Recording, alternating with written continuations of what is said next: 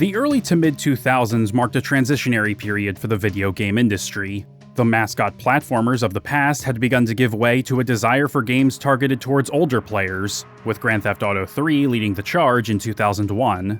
That same holiday season, Naughty Dog, the studio behind the mega-successful Crash Bandicoot series on PlayStation, released Jak and Daxter: The Precursor Legacy, which did well both commercially and critically, but not nearly as well as Crash had done just a few years earlier. For the sequel, the studio would follow the market and reinvent their new dynamic duo to appeal to evolving tastes. And while Jak II did about as well as the first game initially, criticisms about its difficulty and massive tonal shift tended to dominate the conversation. By this point, studio co-founder Jason Rubin was prepared to leave Naughty Dog behind after he had fulfilled his contractual obligations with Sony, and his partner, Andy Gavin, would follow suit. But they still had to deliver one more game for Naughty Dog's new corporate owners. It was time to wrap the Jak and Daxter trilogy. However, the massive changes in setting and tone would loom large over the third installment regardless of its direction, and with a deadline of only 1 year after the second game's release, they would have to build on the foundations of what they had in order to stick the landing. Would Jak III be able to tie everything together? Or would the series ultimately find itself stuck in no man's land?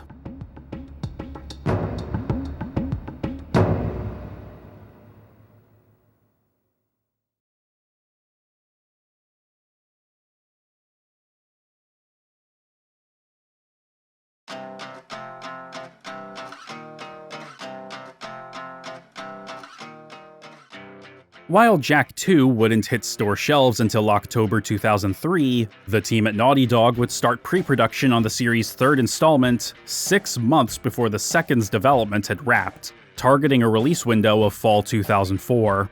The deadline was certainly tight, but unlike the shift between the first two games, Jak III would build upon not just the technical achievements of its predecessor, but its setting as well. There were still more stories to be told in Haven City, but the threequel wouldn't be as defined by the urban environment as Jak II had been.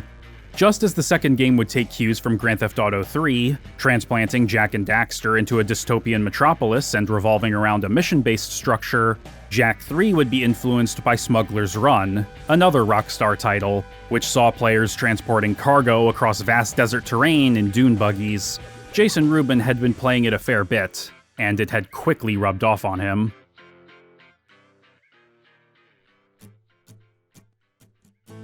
Aside from once again working on particle effects, however, this would be Rubin's main contribution to Jak III, which would be his final project at Naughty Dog.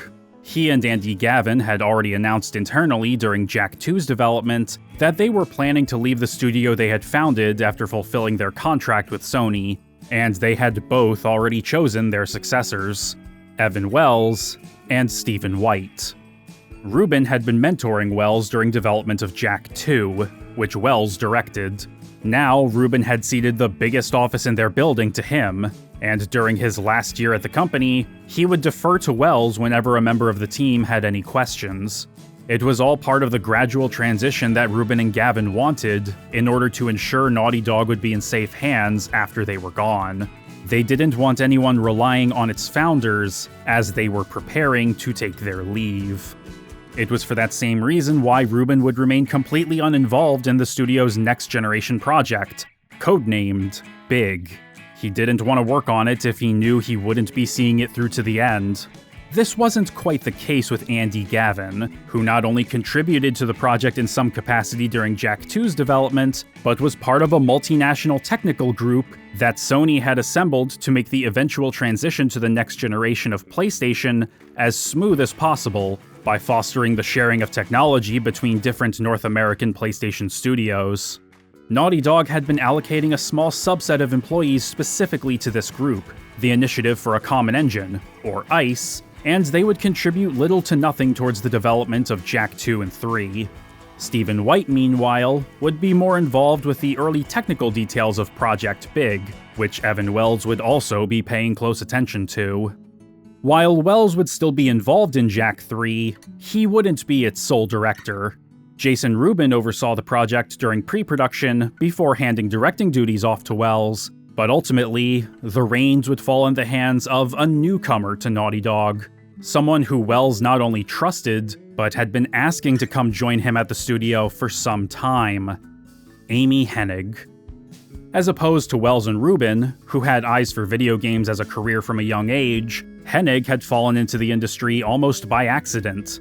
Her fields of study were in English literature and film theory. She had originally wanted to work in Hollywood, but she realized early on that the barriers to break into the world of feature film were extraordinarily high for those not already well-connected, especially for women, and began taking on whatever odd job she could to help pay off her student loans while still attending film school in San Francisco. It wouldn't be until a chance encounter with an old high school friend at a garage sale in 1989, 7 years after they had graduated, that she would find new direction. After telling him about the sorts of artwork she was working on, he asked her if she was interested in making art for a video game he was working on for the Atari 7800. She didn't have to think twice. It was a job after all. But it would also open her eyes to the opportunities that the medium presented, not just for paying her tuition, but to provide a creatively fulfilling career. Hennig was no stranger to video games. As a kid, she regularly spent her entire allowance every weekend at the arcade, and had more recently rediscovered them with her young niece and nephew as 8-bit home consoles became more commonplace. But actually working on one of them ignited a new creative drive within her. The challenge of working within tight technical limitations to tell stories in a new way opened up a whole new world for her, and because the medium and industry were still so young, they didn't have the same insular issues as Hollywood. Though that first game she contributed to, Electro Cop, would unfortunately never see the light of day, Hennig would continue to pursue a career in video games, dropping out of film school to join Electronic Arts. There, she would be an artist on a handful of projects before inheriting the role of lead designer on the Super Nintendo platformer Michael Jordan: Chaos in the Windy City, after the previous lead left midway through development. But it wasn't until she joined Crystal Dynamics in 1995 that her star truly began to rise, as she would become the director and writer of the Legacy of Kain franchise starting with Soul Reaver, after being the design manager for the first game, Blood Omen. While the series was successful, the development of its fourth and final entry, Defiance, would be troubled by numerous shakeups in company leadership and personnel, with each new company president having their own idea of what the title should be, diluting the game more and more with every cook who passed through the kitchen. It was in spring 2003, during Defiance's development, that Hennig would get a call from Evan Wells, who had also been at Crystal Dynamics before jumping to Naughty Dog in 1998, asking her to join the company. She initially declined, not wanting to leave her team in the middle of a project, but after it became clear to her that Crystal Dynamics wouldn't be putting any more Legacy of Kain games in development, and that publisher Eidos would pass her over to direct their planned reboot of Tomb Raider, she agreed to jump ship, but only after Defiance had wrapped. She would officially join Naughty Dog in November 2003. Hennig dived into work on Jak III as soon as she came aboard, taking the time to brush up on the second game as she went. However, while she was directing the third game, she wouldn't be responsible for the story tying everything together. Once again, the narrative and dialogue would be handled by Dan Arey, leaving Hennig to focus solely on what made for a fun and satisfying gameplay experience. Despite the tight schedule, she actually found the experience to be something of a relief coming off of her time at Crystal Dynamics. As she recalled in a 2012 interview with EGM, Jak III was actually a great palate cleanser for me, because after working on the Legacy of Kain franchise for 8 years, I was exhausted.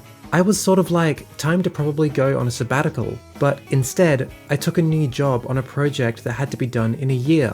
But because Dan Arey was here, and he was the creative director and writer on the Jak franchise, I came in and could just focus on being a game director. Compared to the other studios she had worked at, Hennig found the workflow and company culture at Naughty Dog to be surprisingly free-form and flexible. While she still collaborated with Arey, Wells, and even Rubin, if there was a need to make a quick decision, she was able to do just that without consultation. If someone on the team identified a problem, they had carte blanche to fix it without needing to go through a chain of command. And if there was one problem they had in mind above any other, it was difficulty. Jak II had been criticized for how harsh and unforgiving it could be, but it wasn't as though the entire game was so brutal. As Hennig played through it to familiarize herself with where the series was now, she found that the real issue was inconsistent difficulty spikes, and wanted to smooth out the experience for those who struggled with the second game. She wouldn't be the only person from Crystal Dynamics to move over to Naughty Dog during this period, however. Richard LaMarchand, one of the lead designers of the Legacy of Kain series under Hennig, as well as one of the designers for the first two Gex games, on which Evan Wells had worked during his own time there, would also join Jak III's development team, but they wouldn't be the only ones. As development progressed, the studio would balloon to over 60 people, prompting them to move from their cramped office space at Santa Monica's 3rd Street Promenade to the beautiful glass buildings at Water Garden on Cloverfield Boulevard, less than 2 miles away. The space was larger, more open, and far less busy than the retail paradise that they had previously called home, sporting serene gardens just outside the countless glass offices. It was a stark contrast to the drab and chaotic worlds they were building with Jak III, which the studio would continue to work on in secret until its official announcement by Sony on April 19th. But it wouldn't be the first time Naughty Dog would catch the attention of the games press that spring, as by the time Jak III had been announced, Jason Rubin had already publicly announced his eventual departure. But not before airing out some of his grievances with how the industry was treating its developers.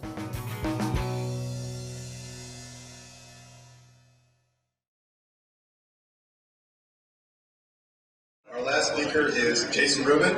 He's the president and co-founder of Naughty Dog. Believe it or not, he's been developing games for 19 years, which is kind of hard to believe since you're, 25? Oh, 34, sorry. Jason, I've known Jason for a long time. He's a guy for whom I have a lot of respect and I'm definitely proud to call a friend. Jason?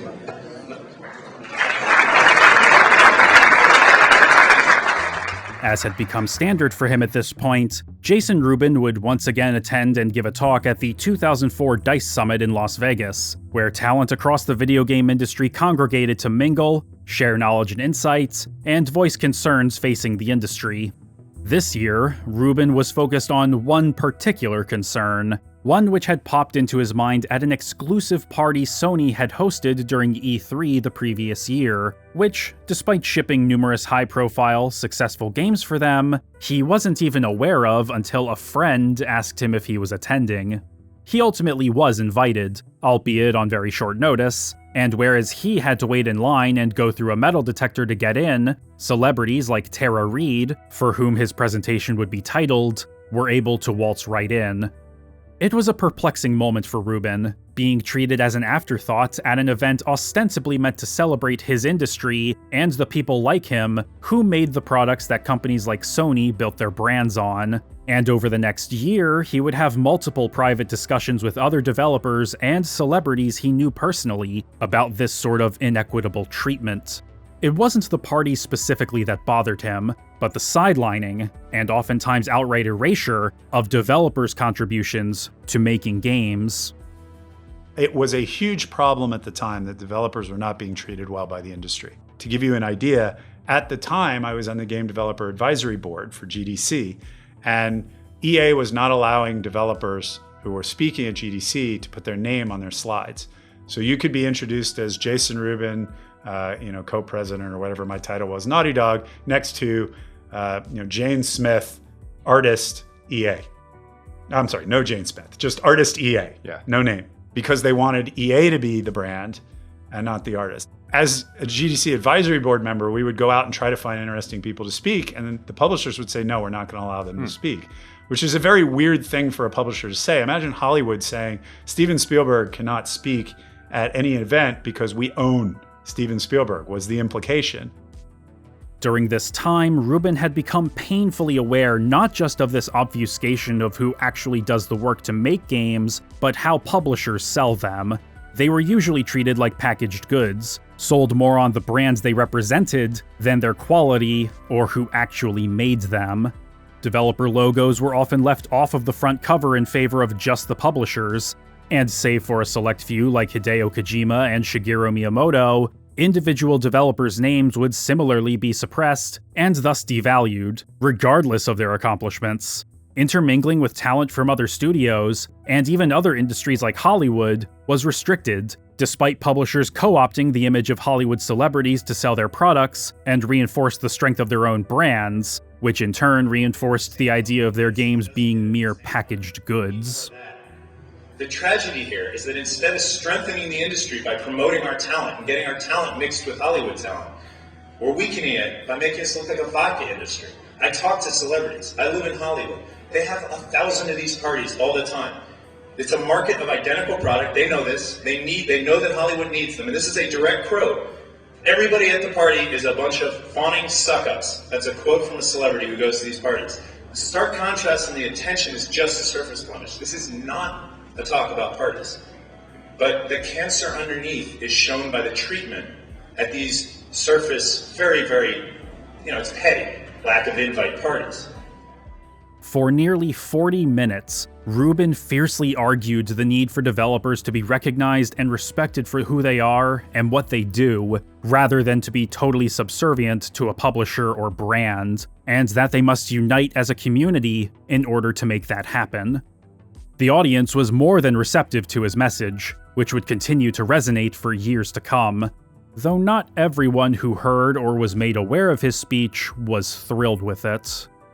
Oh, I pissed a lot of people off. And I think I've learned to be less honest and let my voice come out less. I don't regret the content of that speech. I've come to regret how I delivered it, and not thinking a little bit more clearly. The wider public conversation surrounding Rubin would quickly shift, however, as less than a week later, he would officially announce his imminent departure from Naughty Dog after work on the as-yet unrevealed Jak III was complete. The timing seemed to be more than a coincidence, as though he had come to this decision fairly recently, or that he was upset with Sony for poor treatment like he described at DICE. But this had been the plan for about 2 years, and Rubin would even clarify that his working relationship with Sony had been a strong and beneficial one in an interview with GameSpot, published the day before his announcement, though he also made it clear that his criticisms were industry-wide, and thus his own corporate overlords were no more immune to them than other publishers like Activision or Electronic Arts. Regardless of the timing or reasons for his departure, however, it was still a surprising turn from the outside looking in. But he and Gavin had spent the past 2 years preparing the studio for it, and they were confident that Naughty Dog would continue doing great things without them. All they had to do now was finish their last game there.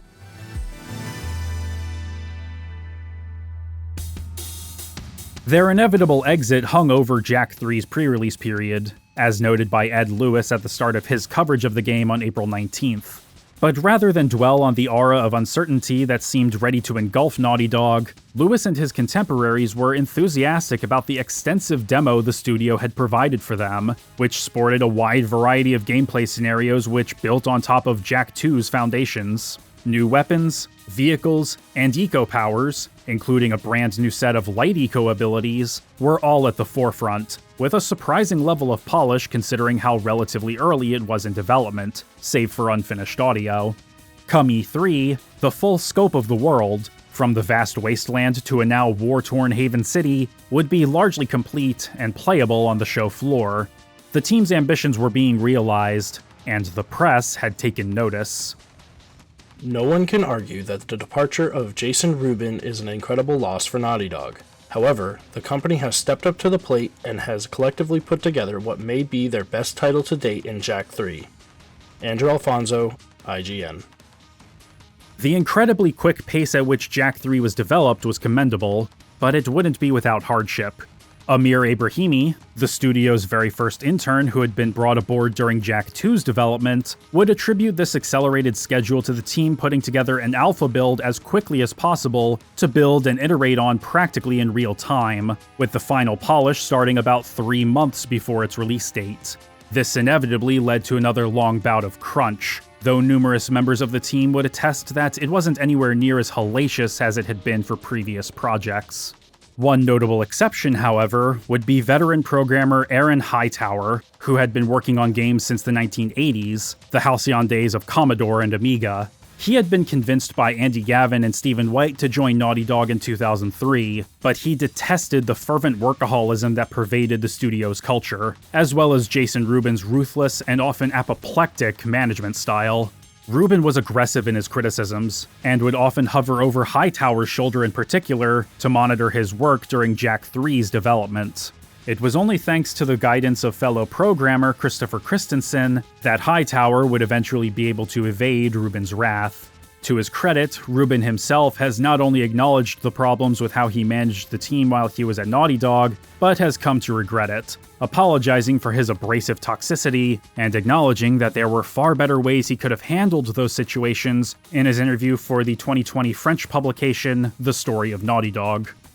As Jak III's release date drew closer, it became clear that the 2004 holiday season would be the most stacked with high-profile games since 2001.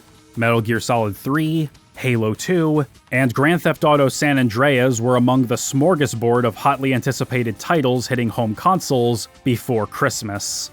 But like its predecessor, Jak III would specifically be held up against Insomniac's Ratchet and Clank, Up Your Arsenal, in gaming magazines practically from the moment the two were revealed. Game Informer even emblazoned the two pairs of heroes on the cover of their April 2004 issue for their initial coverage, titled The Return of Sony's Fab 4, continuing to invite comparisons between the two series based on them both being mascot action platformers starring a gun-toting hero and comic sidekick pair.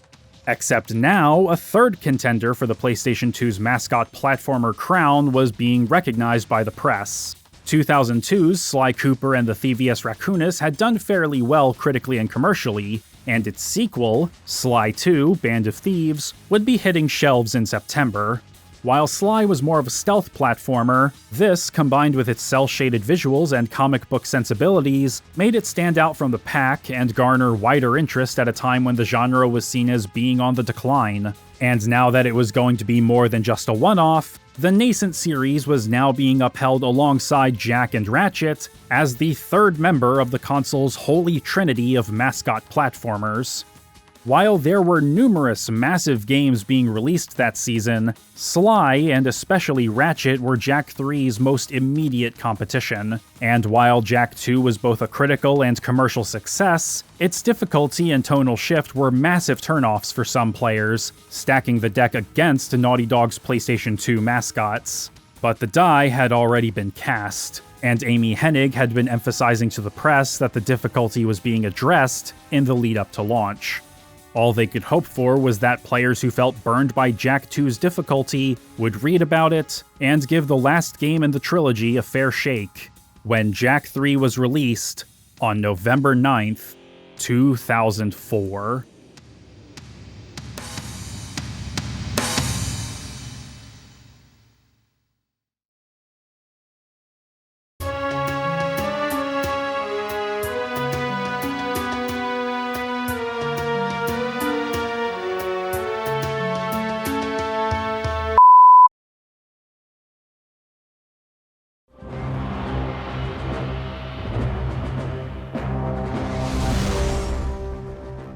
While Jak II wasted little time in establishing its new setting, Jak III wastes no time at all. The opening cutscene plays before you even get to the title screen, starting the story in medias res. While Jak and Daxter defeated Core and saved Haven City, the fight turned out to be far from over. The Crimson Guard have taken hold of parts of the city using hordes of robots, and the surviving metalheads are occupying others. Between those two and the new Freedom League, led by Ashlyn, Torn, and Samos, the city has been engulfed in all-out war, with the public blaming Jak and his ties to Crew for the metalheads getting past the shield wall. This distrust boils over after the metalheads destroy the palace, taking large swaths of the city with it. The Grand Council votes to exile Jak to the Wasteland for his crimes, which even Ashlyn is powerless to stop. Daxter and Pecker attempt to argue Jak's case, but are threatened with exile as well, a fate Jak doesn't want for them. Jak? Go back to the city, Dax. Before the transport leaves, Ashlyn hands Jak a beacon, promising that someone will find him. Thankfully, he won't be stuck here alone. Daxter! Don't thank me. I'm only here because you wouldn't last a second without me. Okay, tough guy. You got us into this mess. Now you gotta get us out. What a team we'll make! Let's just get moving. Before too long, though, they begin to succumb to the intense desert heat. However, they're saved by a group of wastelanders who were tracking the beacon, though this isn't exactly an act of altruism. When they come to, Jak and Daxter find themselves in the throne room of Damus, the king of Spargus City, a desert settlement populated by those who were also exiled from Haven. He makes it clear to them that their lives now belong to the city, and as such they will have to participate in several trials to prove their worth, lest they be cast back out into the dunes to die. Jak, predictably, does well in his first arena trial and is permitted to come and go as he pleases while he builds his reputation here, but as he and Daxter start to get settled into their new lives as Wastelanders, they begin finding dark artifacts and satellites, and the ominous Day Star has appeared in the sky, growing brighter every day, which lead the local monks to fear that the end of the world is at hand. Thus begins Jak III.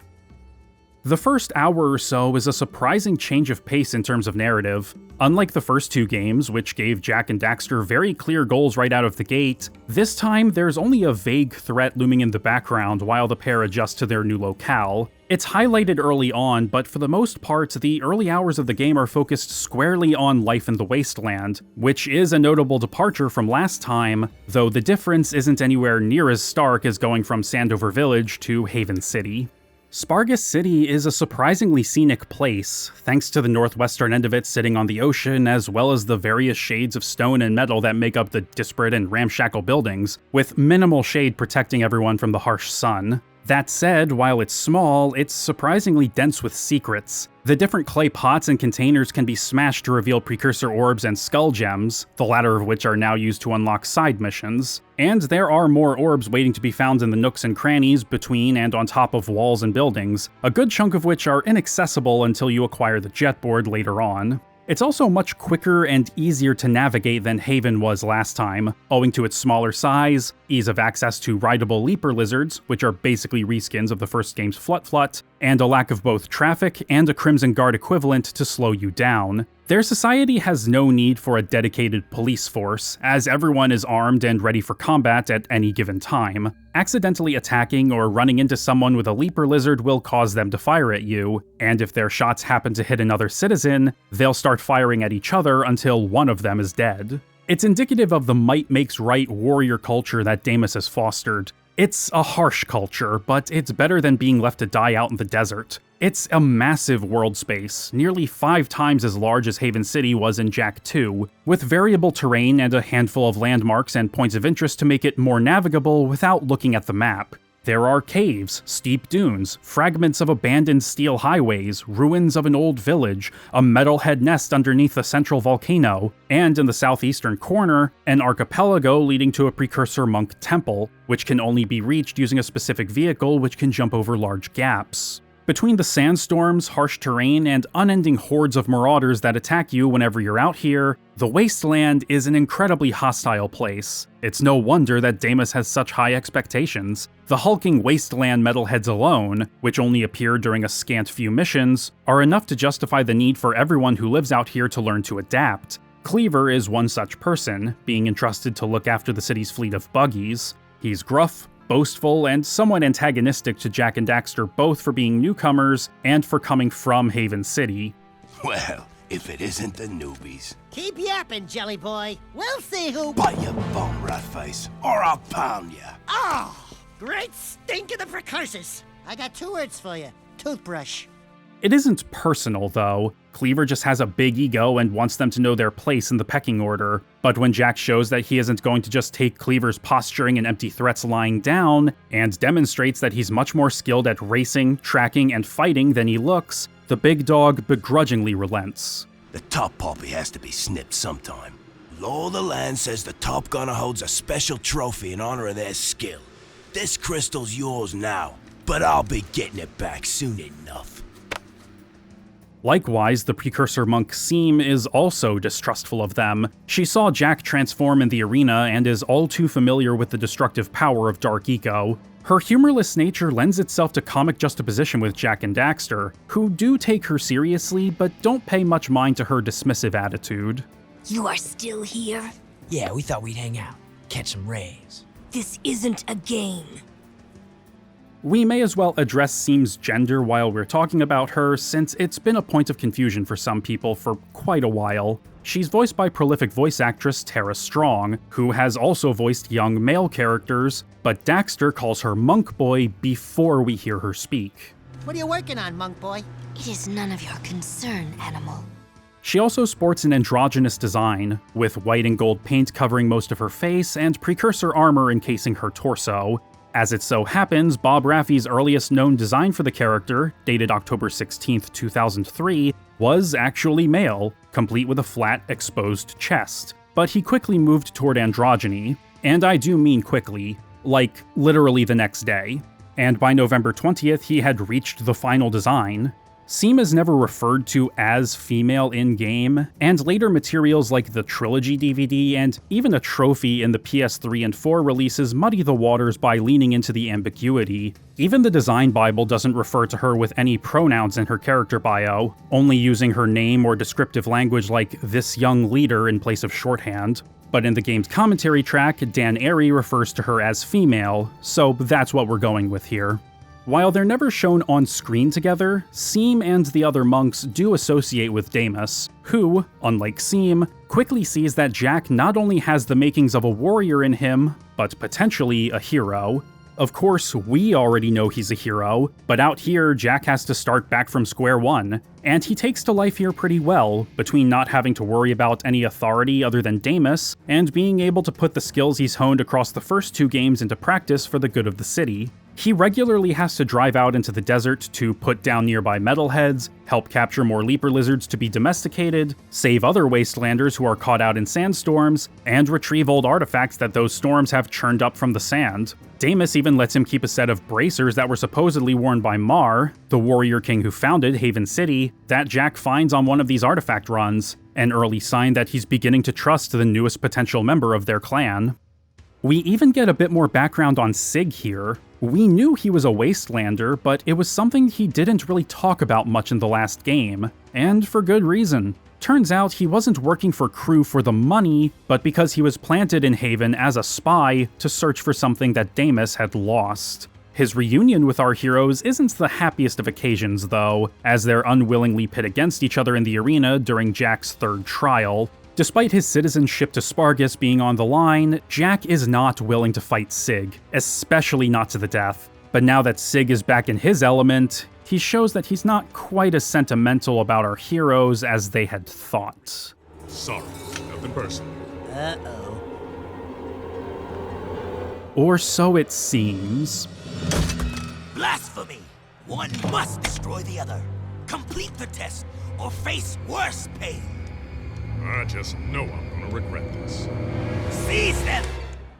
It's a moment that reinforces Damus's ruthlessness just when Jak, Daxter, and the player start getting comfortable in their new environs. Though he ultimately doesn't follow through on the threat of execution, his tenacious scolding of both old and new blood, followed by conditional mercy, show that he isn't an entirely unreasonable man, and that he is willing to show favor to those who have dedicated themselves to him, and more importantly, the rest of Spargus. He exists in stark contrast to Baron Praxis, whose goal was simply to maintain power and glory at all costs, even if that meant sacrificing the lives of his subjects.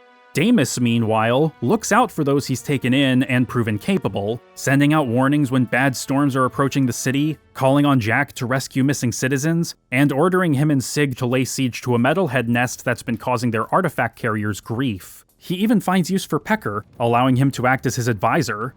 Damus may be brutal and a bit of a tyrant, but he isn't a meathead or cruel. He has shades of a philosopher as well as a warrior, sharing wisdom with Jak as our hero shows that he may indeed save them all from the calamity descending on them from beyond the stars.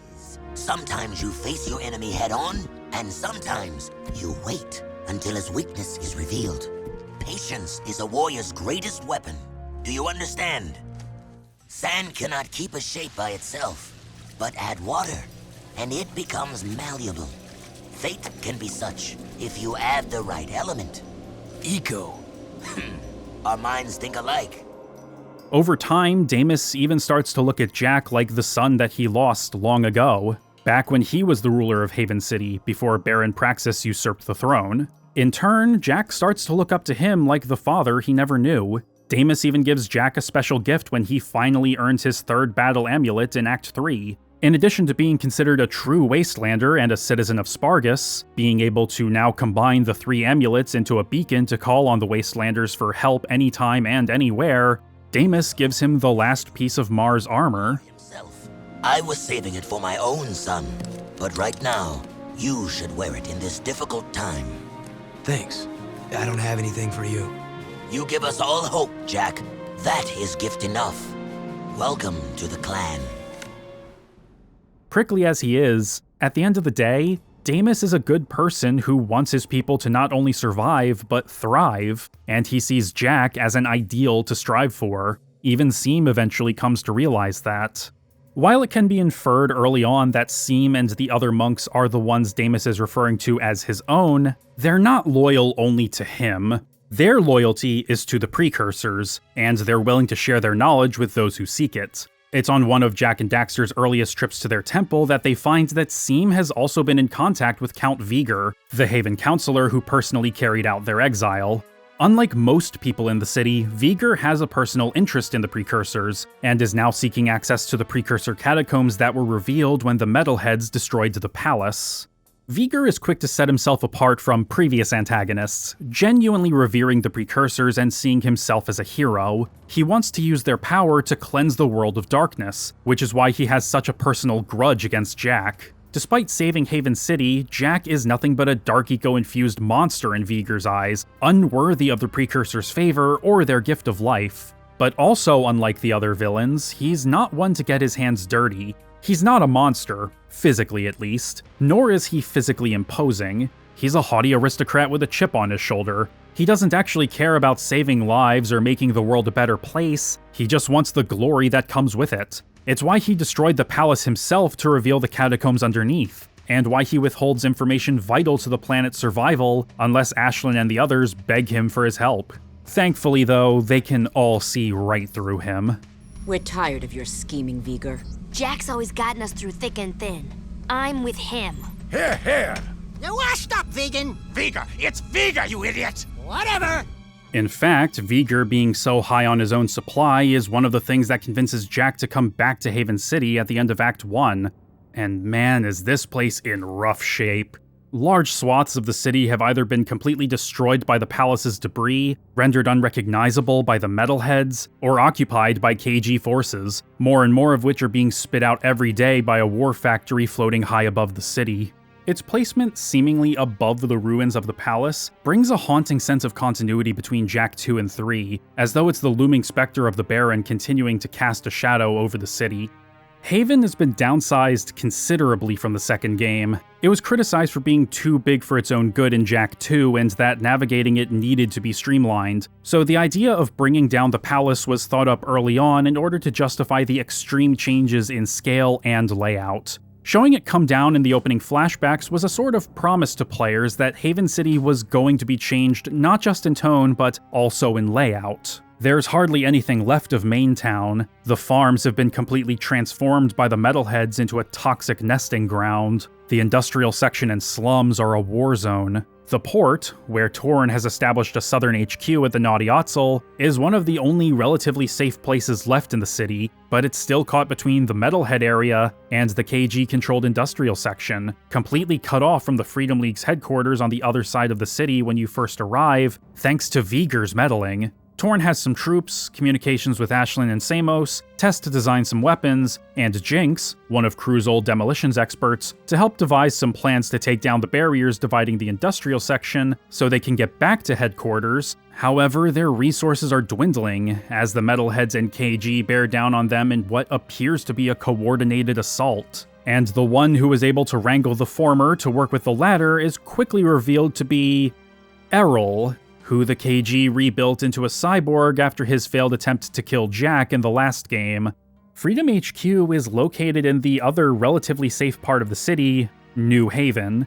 I adore the look of this area, with the sleek architecture, cooler tones, trees, hanging plants, and canals between the walkways and buildings, giving it this futuristic, almost utopian vibe. An idea of the kind of future that Ashland was working toward for the city as a whole before the war broke out. The rebuilding of the Crimson Guard into the Freedom League plays into this, with their armor being repainted blue to not be as aggressive as the KG were in the last game. The League troops even behave very differently from the old guards too. It's not uncommon to see them move in groups while in the port, and while they'll still fight back against you if you hurt them, they won't all go on high alert. New incidental voice lines have also been recorded for them with new actors to further distinguish them from their KG predecessors, but rather than exuding confidence, they reinforce the dour and hopeless atmosphere that has engulfed the city at large. They still give it their all for the city, fighting on two fronts, but to a lot of them, they've basically already lost. And Josh Mansell's new theme for the non-war-torn parts of the city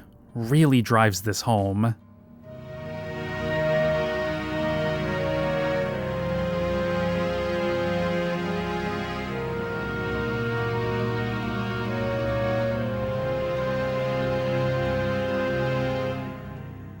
On the technical side of things, Mansell's work on Jak III is a significant departure from the first two games. Previously, music had been sequenced in real time from the PlayStation 2's sound chip, but for Jak III, it's now being streamed from the disc, giving Mansell more room to play around with the soundscape of the score without being constrained by the console's memory.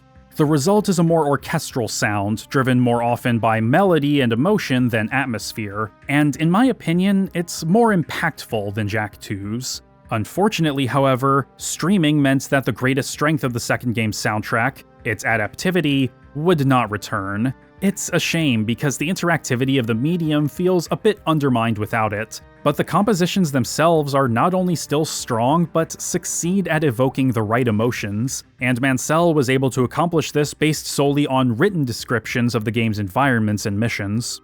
Streaming the music was just one of a small handful of technical changes made with Jak III to enhance its overall presentation. Cloth simulations help sell the look of Spargus and the people within its walls, including Jak himself with his new redesign. Ragdoll physics have been implemented for dead enemies, and all of the new characters use a new facial animation system that was spearheaded with Count Vigor, whose face is indeed more complex and expressive than most of the rest of the cast. These are all things that would probably pass most players by, but they're details which make the world feel that much more tangible. And bringing back Taylor Kurosaki, who had left Naughty Dog early on in Crash 2's development to work in television, to work on the game's cutscenes helped to further elevate the cinematic aspects of the game's presentation. This is made apparent as early as the game's title screen, doing a terrific job of setting the tone without being distracting.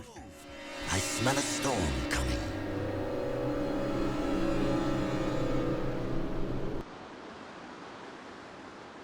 Kurosaki was only supposed to help out for 6 weeks. He stayed for 10 years.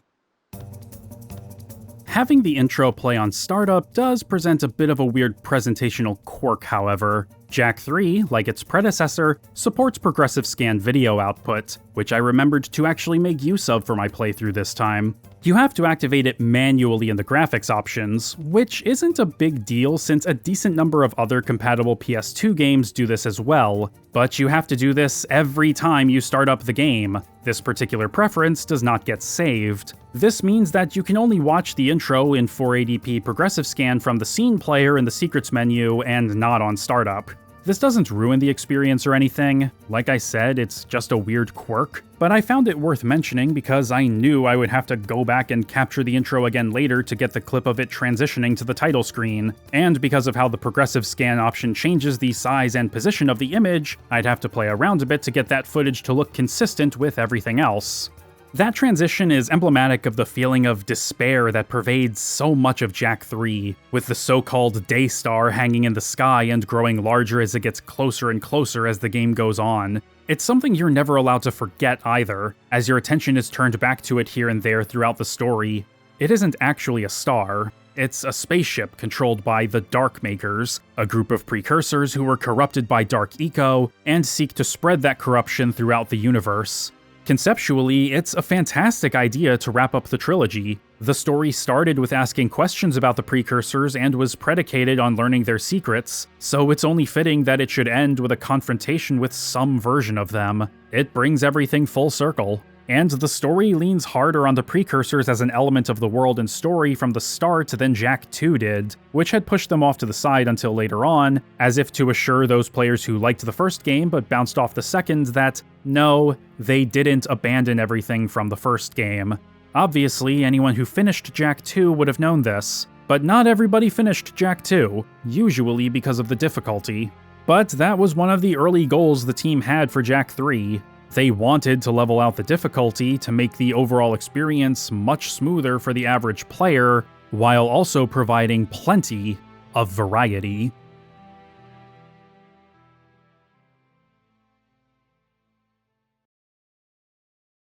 We meet again, great warrior, but sadly your coming may be too late. Dark power attacks, some kind of invisibility. I'm designing new guns to help out the war effort. My advisor here says you have vehicle skills. If there's one thing I can do, it's race. You should promise use this light power to help in your quest. Care to make some noise, Jak? We're always up for a little rumble. Let's go topside and see what kind of trouble we can get into. It has to be said up front that, at its core, Jak III is basically just more of what Jak II had on offer in terms of gameplay, save for the difficulty spikes, inconsistent checkpoints, and frequency of backtracking, all of which have been largely amended. Jak's melee works just like it has since the first game, and the morph gun, jetboard, and dark Jak are all still intact and work mostly the same as they did last time. Mostly. Little tweaks have been made here and there, like the jetboard having a quick reverse move and small repulsion wave, no longer needing to be maxed out on Dark Eco to transform, and holding instead of pressing a direction on the D-pad to put away the morph gun. All of these changes are fairly innocuous, but are welcome nonetheless, as the jetboard now has a bit more utility, Dark Jak can be used more freely, and the morph gun, well, how you put it away now is such a nothing detail, but it is a byproduct of there being 8 new gun mods, 3 for each color, making for 12 in total.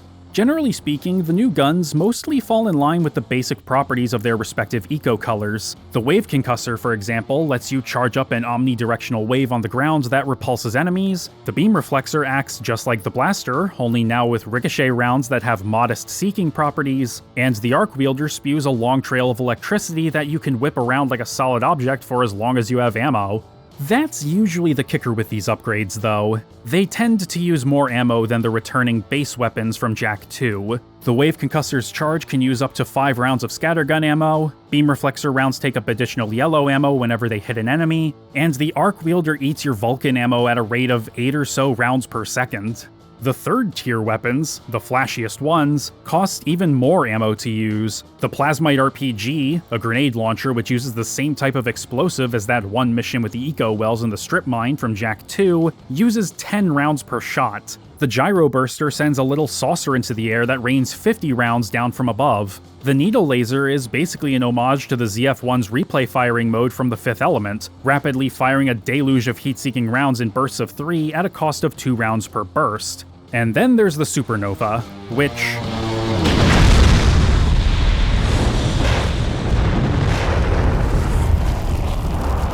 for 10 rounds. Most of the new weapons were designed by Evan Wells and Dan Arey, who were specifically considering what they had learned about making 3D games as the series progressed. Chief among those lessons was that radial, area of effect techniques were strong tools in a player's arsenal. As Arey himself would say in an interview for Retro Gamer in 2025, "You really needed to clear space around you, and you did that by using the Wave Concussor, but it was true even with the basic spin. In the worst case scenario, you at least had to empty the space around you, and that was always something we wanted the player to feel empowered to do."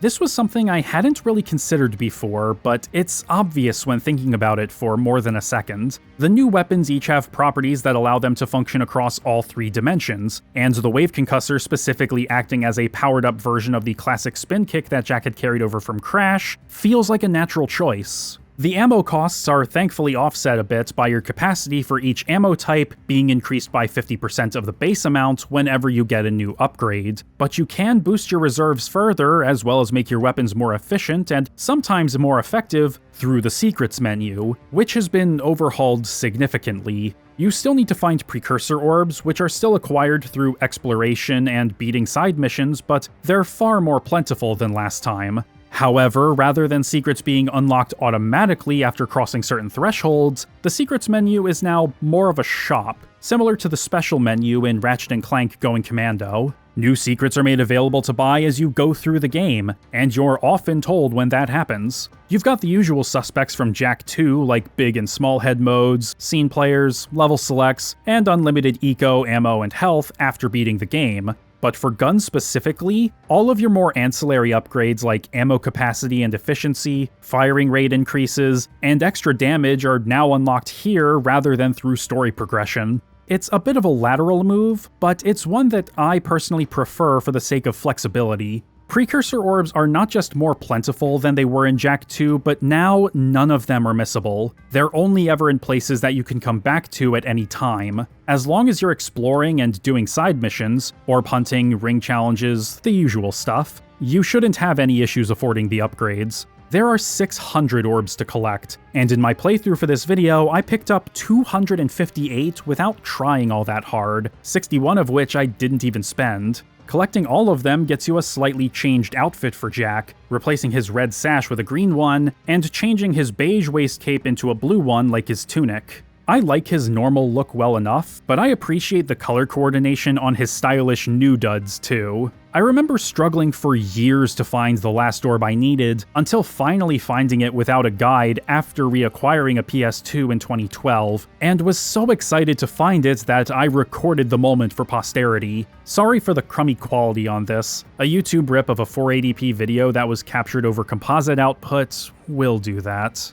In any case, the optional secrets dampen the drawbacks of using the new gun mods thanks to the greater ammo capacity, damage, ammo efficiency, and the weapon-specific buffs that you can buy. You can make the mass inverter's anti-gravity effect last longer, beam reflexor rounds bounce around a bit more, and probably my favorite of them, make the arc wielder do more damage to robotic enemies. It takes them out really quickly, essentially making them a non-issue. And while the amount of ammo the new guns eat may still seem like a drawback, this is only as much of an issue as you allow it to be. Ammo is plentiful this go-around, and the higher maximum capacity gives you a lot more leeway to run wild and experiment. Plus, the new guns don't render the old ones totally obsolete. They may not all have their own specific use cases like in Jak II, leaning more in the direction of Ratchet and Clank in that the choice of what you use is left more in the player's hands, but the shared ammo pools temper the desire to go whole hog with the highest tier weapon at all times. If you blow all your red ammo with the grenade launcher, you'll be out of ammo for a whole quarter of your arsenal rather than just one weapon.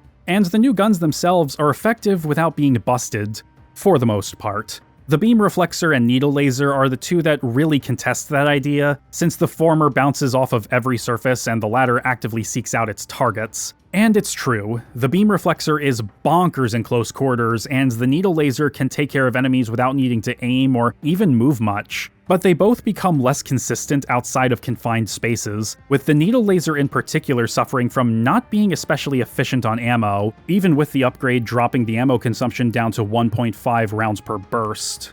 Simply put, they're fun.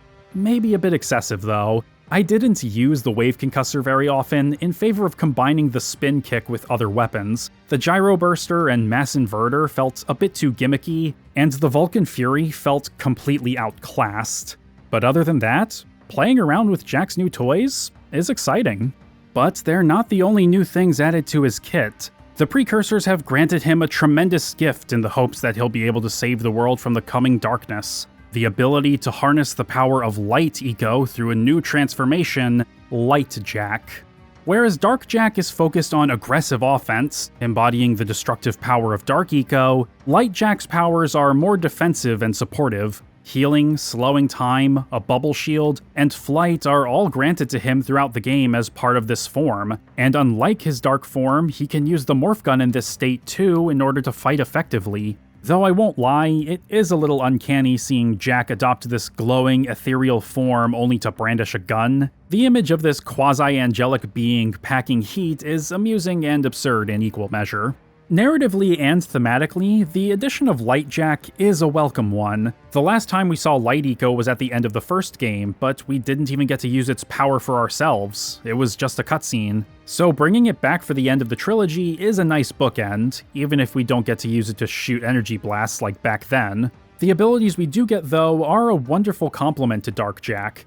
It is kind of a shame, though, that the form itself isn't easily usable until you get the shield power. You transform by holding L2 and then pressing one of the face buttons, with each one corresponding to a different power. The first one you get is regeneration, but using this power on its own without already being transformed will only restore your health before dropping you back into Jak's normal state. The second, Flash Freeze, will slow time and leave you in the form after the effect is over, but using it drains about half of your maximum light eco, so it's at a high cost. Hitting L2 and Circle for the shield will trigger the transformation, but you can just let go of Circle to leave the shield down while staying in the form. The shield itself gradually drains your meter too, and drains it even faster when it protects you from damage. The last ability, Light Flight, sees Jak grow wings and allows you to reach higher and further places, as you would expect. It's a bit limited as you have to rhythmically tap the X button to flap your wings and maintain altitude, but you'll still steadily decline.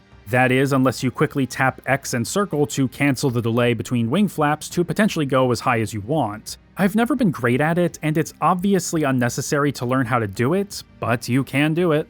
All that being said, while I do like Light Jak conceptually and thematically, in terms of gameplay, the form doesn't bring much to the table that I find all that interesting. Regeneration is nice, as it's basically a set of health kits in your back pocket, but Flash Freeze and Light Flight are so situational that they feel more like gimmicks than useful power-ups. And I never felt like I ever needed to use the shield, especially since you can't use it and a weapon at the same time. It's not like these powers can't be useful, though. There were times when I screwed up a bit on a mission that was on a strict timer, and Flash Freeze managed to turn that last half second into an extra 10. Regen came in clutch several times, and while I didn't use it much, the utility of the shield is self-explanatory. My experience with and knowledge of Jak III means that I'm probably less inclined to use these powers as often as first-time players, who will probably end up using them far more frequently. Assuming they're able to ration their light eco wisely, that is, because while it drops from basically every type of enemy, including the KG robots and Dark Makers ironically, it's fairly uncommon. Not so much that you could go through a whole playthrough without seeing it drop, but low enough that you won't want to rely on it. Thankfully, whenever you do need to use an eco power for the sake of progression, there is usually a vent for it close by. The only stretch of the game where you need Flash Freeze, for example, has light eco vents at every point where you need to use it. Same for when you need to fly across a bottomless pit. It certainly makes regeneration more usable in those instances, as every piece of Mars armor you find throughout the story increases your health by 2 points, going from 8 at the beginning to 16 early in Act 3, which itself is great. But Jak didn't just get new light eco powers this go around. While Dark Jak still has both Dark Bomb and Dark Blast, which are usable basically right from the start now, Invincibility and Giant Mode have been scrubbed in favor of Invisibility and Dark Strike, both of which are introduced solely for progression. Okay, truthfully, Invisibility isn't a part of the transformation, but it is still a dark power. It's one that Jak picks up when he touches a dark idol in the volcano in the middle of the wasteland, but it is extremely limited. More of these idols are scattered around the monk's temple, and interacting with them will turn you invisible and allow you to bypass some security measures. Not very interesting, even after unlocking a secret in the post-game that lets you turn invisible on command when transformed into Dark Jak. Dark Strike, which is unlocked during your first visit to the Metalhead section of Haven City, is a bit more useful, being a ranged blast of dark energy you can hurl at enemies that's also used to destroy certain walls and doors. It's not as good as Dark Bomb, but it doesn't completely deplete your eco meter either. Is it good? It's alright. It certainly looks cool and feels powerful, even though it only fires in one direction and isn't all that fast. Between the new guns and eco powers, there are a ton of options at your disposal for dealing with any given combat encounter. Maybe a few too many, depending on who you ask. I found myself relying mostly on the morph gun this time, but unlike Jak II where the different firing modes were enhanced by combining them with Jak's melee attacks, a feature which is still intact with the returning guns, the new higher-tiered weapons don't really benefit the same way from this incorporation. Melee isn't useless, but its significance is drastically reduced. And with how effective the morph gun can be, between the upgrades that can be bought in the secrets menu and generous ammo drops and crates, it's easy to mainly stick to just shooting everything. It makes combat feel a bit mindless, especially in tight spaces where the beam reflexor quickly mops the floor with everything. This is even the case on Hero mode, which now carries over every secret you unlocked from the save file you used to start it. I did this with my 100% file and found the mode to be pretty dull as a result. Despite enemies being tougher, having invulnerability, unlimited eco and ammo and such, every gun, the jetboard, and most light jak powers right from the start, made for an experience that lacked almost any challenge. Sure, I could turn off the post-game secrets, but I bought them, I'm gonna use them. None of this is to say that the core gameplay is bad by any means. If anything, the variety of tools at your disposal is what keeps things interesting. When I get bored of the beam reflexor, I'll whip out the needle laser or plasmite RPG, and use those for a bit to keep things interesting. Maybe I'll use Dark Bomb here, since it doesn't take long to get enough Dark Eco to transform again anyway. Even Daxter gets in on the action a lot more this time, helping to wrangle leaper lizards in the desert, getting up in places Jak can't fit or reach, and even riding a missile to gather enough charges to blow up one of the barriers cutting Haven Port off from the rest of the city. It's never for any longer than a few minutes at a time, but taking control of Daxter and getting him more involved is a nice change of pace that emphasizes through gameplay that he and Jak are a team, more so than either of the first two games.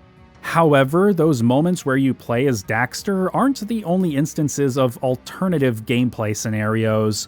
While the series hasn't been a stranger to changing things up here and there to keep things interesting, Jak III cranks up the frequency and variety quite a bit. The most prevalent non-core style of gameplay is with the desert vehicles. You're thrown into one of them incredibly early on for a tutorial and a race, and you'll regularly be using a small handful of them throughout the game, each with their own weapon, speed, handling, the whole 9 yards. Some of them will have chain guns, others will use grenade launchers. Some have good grip, others flip over if you move in anything other than a straight line. Most of the time, though, you'll be forced into using a specific vehicle. Whenever you have to go out with Sig to the Metalhead Nest, you'll be using the massive Gila Stomper, which can't jump very high and its boost is short, but its machine gun has complete 360-degree movement and it's highly durable. Anytime you have to cross large gaps, like when you go to the Monk's Temple or the Marauder Stronghold, you use the Dune Hopper. Almost any other time, you're either forced into the Sand Shark or can pick whatever you want. There are 3 additional buggies you can unlock with precursor orbs, the Heat Seeker, Desert Screamer, and Dust Demon, but they're fairly unremarkable in my opinion. You'll be using these in roughly a quarter of the game's 60 missions, and for the most part they control well and don't feel like much of an impediment to the flow of gameplay. Braking, jumping, and acceleration use the same buttons as the zoomers in Haven City, and R2 is used for turbo, just like the racing bikes in Jak II. Some of them can feel a tiny bit flimsy, but after destroying the metal peds in their nest during the second act, you can buy a toughness upgrade for 15 orbs, after which durability isn't really a concern anymore. It helps that, again, like the zoomers, you can just leave the vehicle at any time while out in the desert. So while it is a different mode of play, it isn't rigidly separated from the core gameplay. And it certainly helps that the Wasteland itself was purpose-built for them. Its wide-open nature and massive scope mean that you won't be struggling to maneuver, and the sense of speed you get from some of the buggies is surprisingly thrilling. Try boosting in midair with the Dune Hopper and you'll go pretty far pretty fast. While the Wasteland can be a harsh and isolating environment, the vehicles, the jetboard speed upgrade, and the music turn it into a thrilling and adventurous place. What side mission will you find over the next dune? Can you clear that gap? Do you even need to be driving, or can you just pull out the jetboard and go dune surfing? It's no Wonderland, and the size can be a bit of a drag when you need to go all the way across the map for a mission, but the scale isn't as annoying here as it was in Jak II because of how simple it is to navigate. It's a fantastically realized space in my opinion, and the buggies are what make it feel complete. But the abundance of missions which force you into these vehicles is symptomatic of a bigger issue with Jak III's gameplay at large. It often shifts and swerves away from the core action platforming experience. About half of the game's missions have you doing something like get in a vehicle or a turret, play a minigame, or adapt to a whole different movement and gameplay style that is only used the one time. Changing things up like this every once in a while is by no means a bad thing. The first two games did it too, and I didn't have any issues when they did it. But Jak III does this more frequently and with much greater variety. Sometimes you'll be doing 2 or even 3 back to back to back based on which mission icons you decide you want to hit first. Act 3 has a decent example of this pretty early on. The second mission puts you in a turret defending Spargus City from the Darkmakers. The mission after that in Southaven Forest, where you're fighting Darkmakers once again, is largely on foot, but you have to clear out these monster spawners with another turret to get back up to the Astroviewer. After that, when you do get up to the Astroviewer, Jak's consciousness is transported into a mech aboard the Darkmaker's ship. So now you're playing with a reskinned version of the Titan suit from the last game. Then after that, you'll be doing a first-person on-rails turret mission to protect Torn while he delivers a payload to the Metalhead section of the city. The frequency of this is erratic throughout the game, and while the overall difficulty has been pulled back compared to last time, there are still 1 or 2 missions that can give you a pretty hard time. The one that did it for me when I was a kid was where you take control of a blast bot to destroy the last barrier to Freedom HQ. It's a little awkward to control and aim the cannon, you can't restore its health, the 4 other blast bots you find along the way can murk you easily, you can't back out after you've started the mission, and, unlike most missions in this game, there are no checkpoints. I didn't struggle with this nearly as much as the water slums escape in Jak II, since there is a legitimate strategy you can employ here, take it slowly and shoot them from a distance, but the controls don't exactly make it a walk in the park. Another one I struggled with a fair bit as a kid, though thankfully you're not locked into it once you start, is the Pac-Man-like minigame Daxter plays to get a security cipher from the power station. Thank you, Vin, for dumping your brain into the computer before you got mauled to death off-screen. Your support has always been appreciated. You can only move clockwise, you can only jump up to 2 tracks over, but doing so isn't consistent, and after you've gobbled up a certain number of pellets, a program will spawn to replace them. So now you have to keep eating these pellets while avoiding the hostile program bearing down on you in the opposite direction, and trying to stop the one undoing your progress. But did you know that you can hold X to speed up? I certainly didn't when I first played it. The game doesn't tell you this. The manual doesn't tell you this. And because of that, I had completely forgotten that you could do this until I played through the game again on hero mode for this video. It makes the whole thing a cakewalk, so maybe that's why you're not told about it, but that kind of just makes it a bit more infuriating in retrospect. But there are so many other different shifts in gameplay throughout the whole game. The Dark Satellite button matching game, Sig's turret, defending the port, the glider mission, taking down the War Factory's defenses in a Hellcat cruiser, the Spargus gun turret, twice, Daxter riding a missile around the port, and the precursor subrails are all here too. It's not like they're bad, just excessive, and, in some cases, boring, or even baffling. Using Sig's turret drags and isn't all that engaging. The subrails are neat and fast-paced, but pretty easy once you get a grip on the car's horizontal control and how its shots move. They're almost mindless. The Dark Satellite minigame comes up super early and is slow and dull. Defending the port maintains Jak's controls and movement, but the camera is locked to a single, unmoving perspective over one location at a time. You only have the blaster by default, which has unlimited ammo in this mission, with occasional weapons dropping as temporary power-ups, but the whole time I'm playing this mission, I'm just wondering, why is it like this? It's not like it plays badly or anything, I'm just puzzled.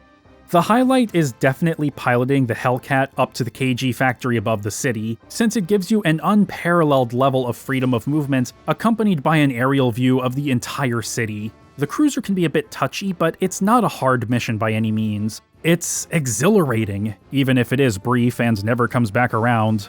And it's that factor which compounds onto all of these different modes of play to make them more of a drag on the experience. Unlike the buggies out in the wasteland, most of them are one and done. This came from the desire to make Jak III feel more like an action movie, with every scene, as it were, providing some new thrills to keep the player engaged and wondering what was going to happen next. The team certainly succeeded in this, but whether this was a worthwhile goal in the first place is another matter entirely. Like I said, none of them are bad or poorly made in my opinion, but the abundance of different styles of gameplay does muddy Jak III's identity as an action platformer, especially considering how few of them repeat. Artist Bruce Straley was especially upset by the number of one-and-done gameplay systems they were building, saying that it was the first time he ever felt truly frustrated at Naughty Dog. The vehicle sections in the desert are easily the strongest of them, as everything involving them was carefully considered not just for the sake of the setting, but also for the future. It was known during Jak III's development that it would still be too early to have tools prepared for the whole studio to begin working on Project Big after Jak III was finished. So, to keep everyone busy, they decided that they would do a Jak and Daxter themed kart racer to be released in 2005 as a stopgap. So Jak III was being used as a testing ground for vehicle handling and physics. The effort certainly shows, but with how often the gameplay shifts to something you'll only play for a few minutes and never come back around to, it can be hard to appreciate it. Sadly, this criticism isn't restricted to the gameplay, because the story, while just as ambitious, is similarly messy.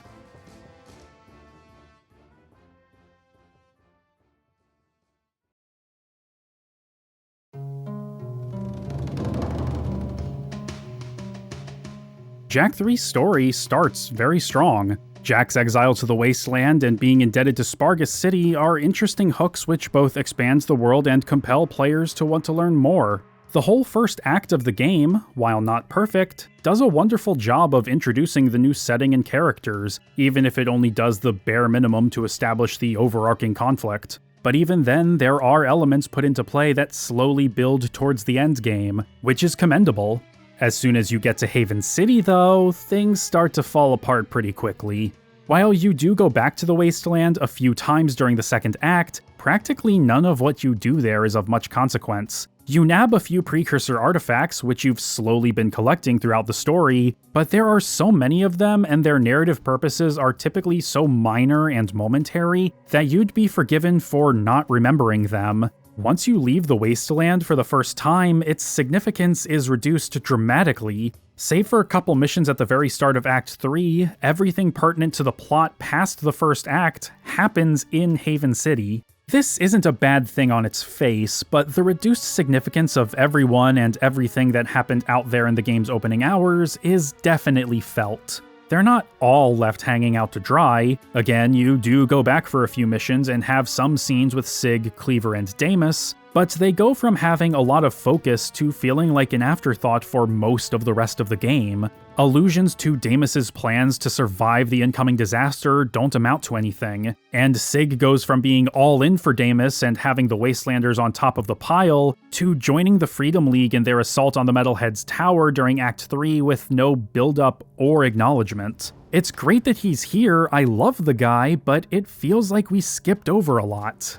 As for what actually goes on in Haven, though, a lot of it is pretty meandering. Not inconsequential, since you do gradually break down the KG barriers and activate the Astral Viewer to see both the Darkmaker ship for what it is, and the Precursor's planetary defense system, which provides a clear narrative goal, but a fair amount of what you do in both Haven City and the Wasteland during Act 2 just feels like busy work with little payoff or forward momentum. This is then followed by a shockingly brief third act, which only has about a dozen missions, most of which, thankfully, flow directly into one another. Credit where it's due, Jak III's mission structure and flow are often better than Jak II's, thanks to certain objectives now being given remotely and often leading directly into the next one, or otherwise the ending of one will have you located basically right next to another. Just as well, the reduced scale of Haven City as a result of the destruction makes it all so much easier to navigate, since now it's practically a straight line. There's still some backtracking, but it's not as big of an issue now. But when so much of what you're doing just feels like the plot is spinning its wheels, how valuable is that, really? And that's to say nothing of how the characters, both old and new, are used here. Jak and Daxter themselves are thankfully still great. Daxter is still as quippy and lighthearted as ever, still punctuating scenes with humor, still wishing he had pants, still has a thing going on with Tess. But he also isn't as much of a coward as he's been in the past, which helps inform how often he gets involved in gameplay this time around. He readily hops on that missile, climbs into those places Jak can't without issue, and he's even able to fight a couple metalheads on his own here. Sure, it's more just a result of putting him here in a gameplay context, but it's a neat little touch. He's still usually a coward, but he's now more willing to throw himself into danger as long as he's with Jak. Fish in a barrel, baby. Fish in a barrel. Jak, meanwhile, has mellowed out a bit now that the whole business with Baron Praxis is taken care of. He's even willing to crack the odd joke or two and smirks more often than he scowls, but we'll put a pin in him for now.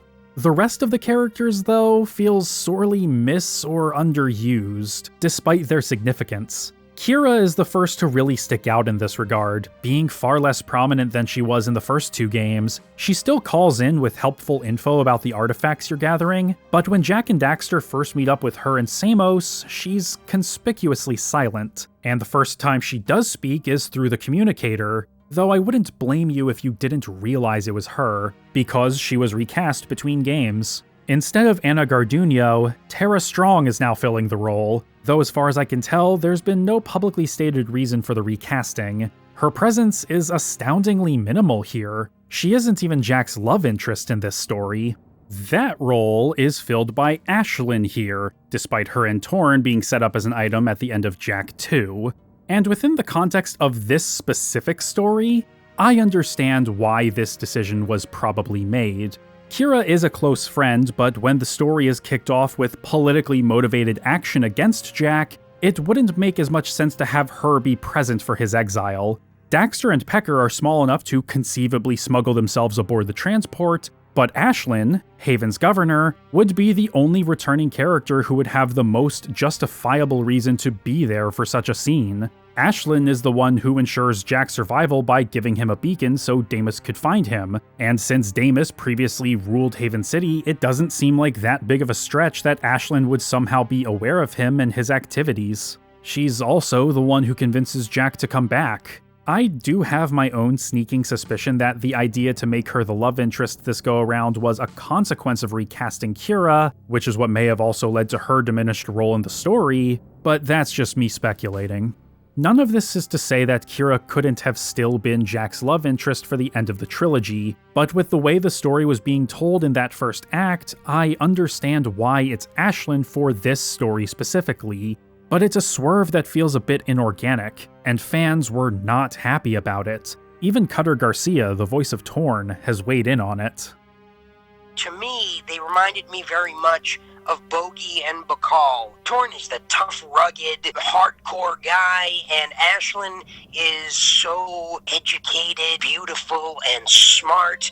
And then this guy Jak comes in, and he's a young whippersnapper hero, and I could see where that would be a problem for Torn, because Torn isn't really a guy that shows a lot of love. It's just not in his build-up or his nature. So when he sees and meets and falls in love with Ashlyn, I think Torn, who's not afraid of anything, finally maybe got upset a little bit. I felt for Torn during that process because, man, when you think about it, he was the Crimson Guard guy, and she's Praxis's daughter. They have history together.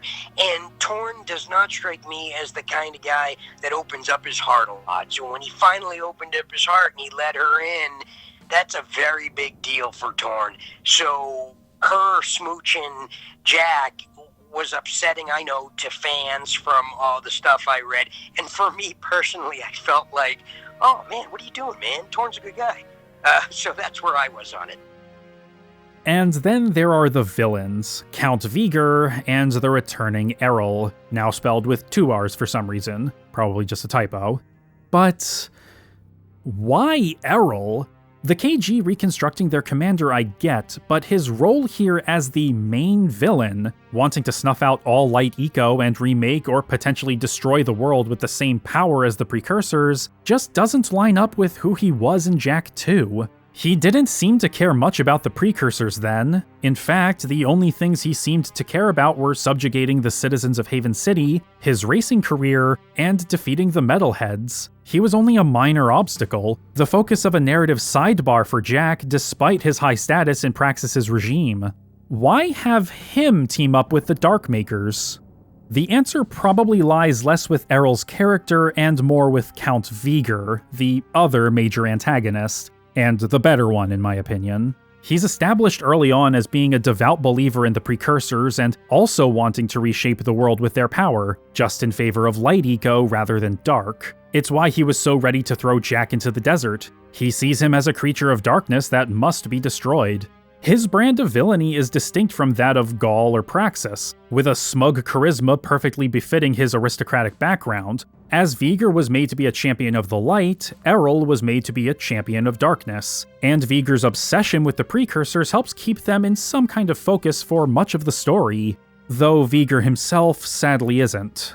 He gets 3 appearances during the first act, which doesn't sound like much, but contextually works. He not only bookends Act 1 with the exile and initiating the first boss fight before finally getting back into Haven City, but you also see him talking with Seam in the Monk Temple about the catacombs and his personal disdain for the people he's supposed to be protecting. Just continue your work, and I'll deal with those idiots in Haven. I promise, you will meet your makers. After that, though, he quickly fades into the background for Act 2 and most of Act 3. He's responsible for splitting the Freedom League's forces and thus compromising their effectiveness during a war on 2 fronts, and then when he announces he may be able to enter the catacombs if Ashlyn and the others beg him, Ashlyn just dissolves the council and strips him of all his political and military power. All of that talk of him going mad with power and basically sabotaging the war effort, and the council overruling Ashlyn on Jak's exile, and it's all undermined with just a few words. It doesn't make Vigor any worse of a villain, but it raises the question of why Ashlyn couldn't have just done that before. They were already at war before the beginning of the story. Ashlyn had just as much political power then as she does here, and just as much reason to distrust Vigor before Jak came back. Why do this now? This is a point that I normally wouldn't get hung up on too much, but this beat is plotted in such a conspicuously sloppy way that it stuck with me for hours afterward. In fact, sloppy is how I'd characterize most of Jak III's story. It's so scattershot with a plethora of different narrative threads that either feel underdeveloped or incomplete. Damus apparently has a plan to survive the coming catastrophe, but this doesn't go anywhere. Count Vigor has accrued an absurd amount of power and influence, only to have it all taken away through a spontaneous decree. And Errol is working with the Darkmakers to snuff out Light Eco and leave a trail of destruction, but these don't really cohere with who he was before, so he may as well be a completely different character. These are genuinely interesting ideas. Damus and the Wastelanders all being survivors who have clear disdain for Haven City, and Vigor's hero complex and enmity for Jak based on his own black and white morality provide fertile ground for a fascinating story. Even Errol's control over both the KG and Metalheads, while maybe a bit gimmicky on its face, is still intriguing and I think worth exploring beyond them just being in service to the Darkmakers, which itself isn't really given any focus. Going through the game's design bible, it quickly becomes apparent why this is the case. In addition to a bunch of artwork from months before Jak II was released that reflected the final game, including Jak's new look being dated back to January 2003, there are a wealth of details and descriptions of the game's plot and characters that either aren't reflected in or diverge significantly from the final product. The significance of these changes varies from interesting backstories, like Cleaver once being associated with Crew and apparently helping Jak and Daxter find a way to the catacombs, and Damus more overtly revering the precursors, to curious allusions to an ex-girlfriend of Daxter's named Rain who is apparently working with Jinx, to major divergences in the direction of the overall plot. While the story would have more or less started the same as it does in the final game, the original synopsis was more ambitious with all of the disparate story threads that were being weaved together. It referred to the Daystar as being a precursor planet builder that was set to, quote, erase and remake their world, which is apparently unfinished. The conflicts breaking out would have been part of a larger scheme to determine who would become the heirs of the planet and survive to see the new world, while the precursors would eradicate the rest for being unworthy. It would have been up to Jak to make his way into the catacombs and travel to the planet's core to save them all, facing his destiny as he learns the truth of his origins, who the precursors really are, and becoming their new champion like Mar before him. Compounding this were other plans for certain factions and characters. Count Vigor, despite his incompetence, would have seduced Ashlyn and Torn into falling in line with his plans, while at the same time trying to broker a deal with the KG to usurp Ashlyn and become the new governor of Haven City. Errol would have been driven more overtly by revenge and wanting to take the city for himself, hoping to use the Metalheads to shield himself from the Precursor's wrath. Damus and his warriors would have planned to launch an assault on the city while the Freedom League is in disarray, as payback for casting them all out, and the emergence of Jak's new light form would have possibly been a catalyst for the Precursor's return. Knowing what could have been does put in perspective why parts of the game are a bit messy or undercooked. The talk about Damus's plans for the future and surviving after the end of the world were probably orphaned references to that original plot. Vigor's sudden stripping of authority could have been a hasty rewrite to account for changes in the direction of the narrative, and Sig showing up in Haven City for seemingly no reason may have been a result of some narrative shuffling and repurposing dialogue Phil Lamar had already recorded. After all, this was the case with Seam's dialogue in the temple at the start of Act 3. According to the commentary track, Tara Strong's performance here was for a scene where the character died, hence her strained voice and saying she's at peace. I have now seen the truth, and I am at peace. At least I was granted the gift of seeing the face of my creators. As for why these changes were made, Dan Arey has said that the game's short development prompted them to condense the intricate story into its current state in order to get started on actually making the game. But with all the cuts and changes that were made, even he started to get confused about the internal logic of the story. Combing through these scrapped ideas, I find myself fascinated by what could have been, as I'm sure anybody would. On the page, these ideas seem like they fit together more than they do in the final game. But that's the thing. These are just ideas and concepts on a page, and anybody reading them will probably be filling in the blanks with what we ultimately got, combining what is and what could have been into what they would have wanted Jak III to be. The truth is that we don't know how well put together this proto-Jak III story would have been had it been fully realized. The story we did get is already stretched thin, and this synopsis is juggling even more on top of that. For all we know, it could have strained under its own weight and been an even bigger mess. It's just as likely a possibility as it being a lost masterpiece. As it is, Jak III's plot, while still bold, is barely holding itself together with Elmer's glue and popsicle sticks. Knowing what could have been doesn't suddenly make it any better or worse. But there is a consistent through line to the story that keeps it from completely devolving into a shambolic mess.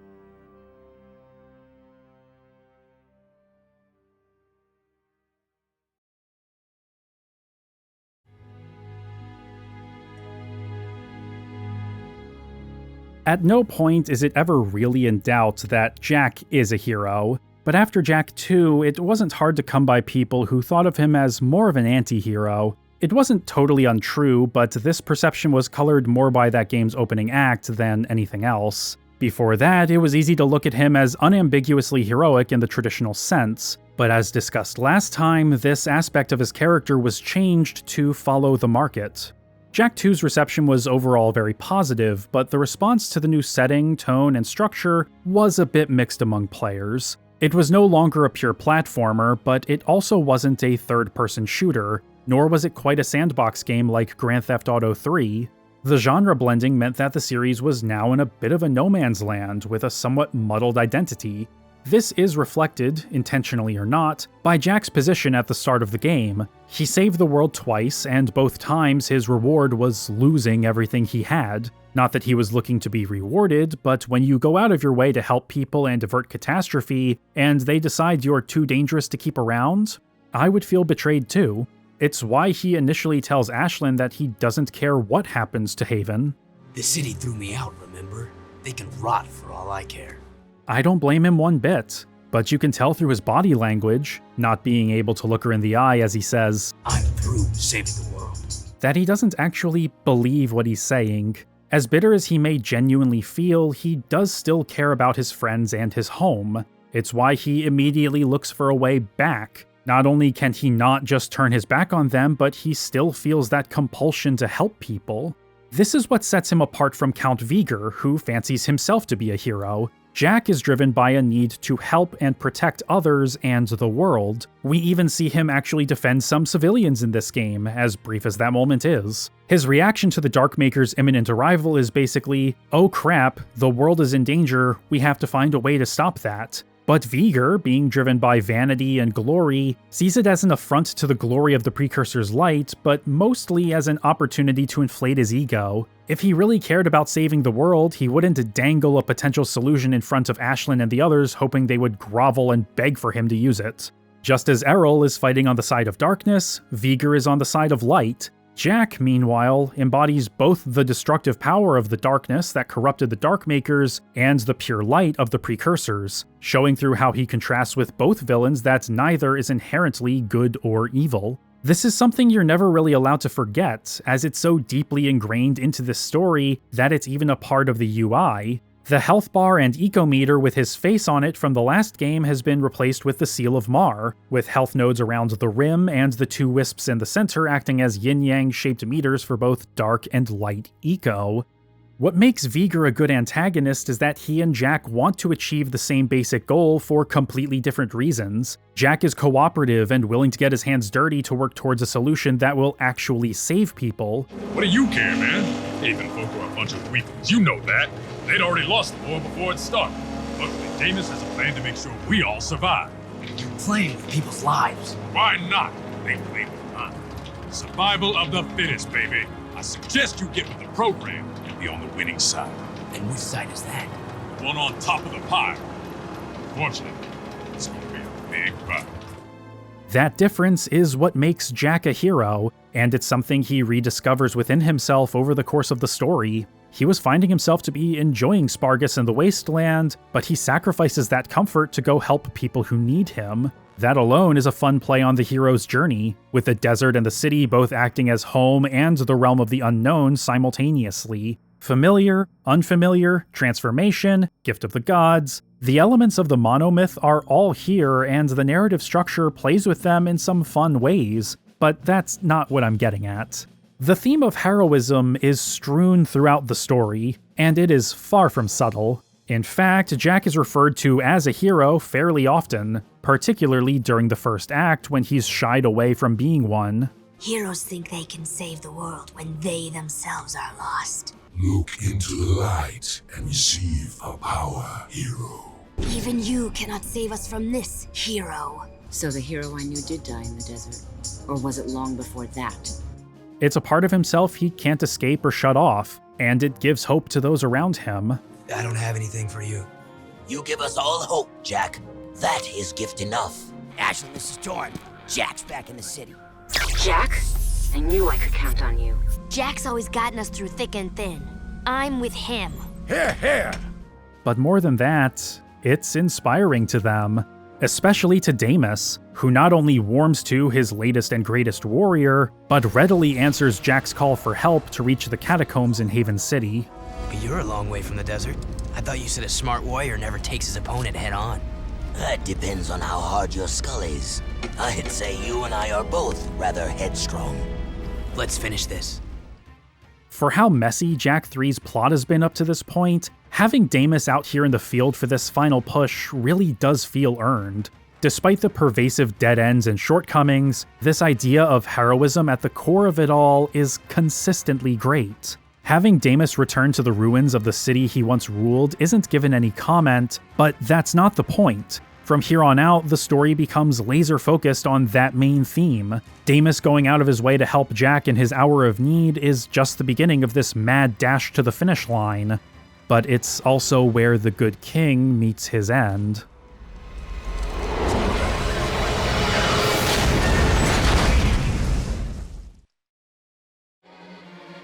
You can call it contrivance, you could call it complacency, the result is the same. Damus is pinned, and is now knocking on death's door. It was a good fight. and a good day to die. I'm very proud to have been by your side in the end. This world is not yet out of heroes. Damus was a hardened man, but also wise and at times kind. He was someone you grew to respect, if not admire, over the course of the story, as he let his guard down around Jak, acknowledging and embracing him as a beacon of hope for his people.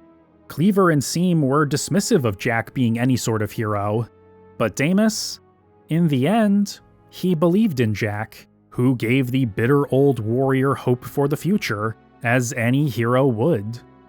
And so, with his last breath, Damus makes one final request of his hero. Promise me one thing. Promise me you'll find my son, Mar. You'll know him when you see this. He's wearing an amulet just like it. A symbol of our lineage with the great House of Mar. Save the people, Jak. They need you.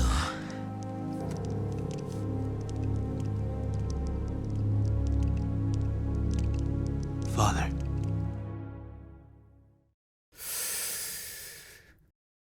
This scene is great.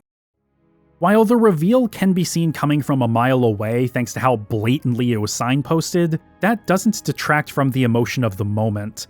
There are no jokes, there's nothing to undermine the weight of it. It solidifies Damus's belief in Jak as a hero, and uses the last game's revelation of Jak originally being from Haven City to great effect in showing pathos through tragedy. These typically aren't emotional games, so a scene like this may seem a bit out of place if merely described, but the execution and commitment to such a genuine and earnest moment is commendable. And it's all in Mike Irwin and especially Bumper Robinson's performances. And this scene quickly goes from commendable to being the most emotionally charged in the entire series. Yes, you were that child. I took you from Damus, hoping to harness your eco powers for my experiments. Then I lost you to the underground. You seem upset. Did I tell you too late? You were the son of the great warrior Damus. Oh, and he never knew. How delightful.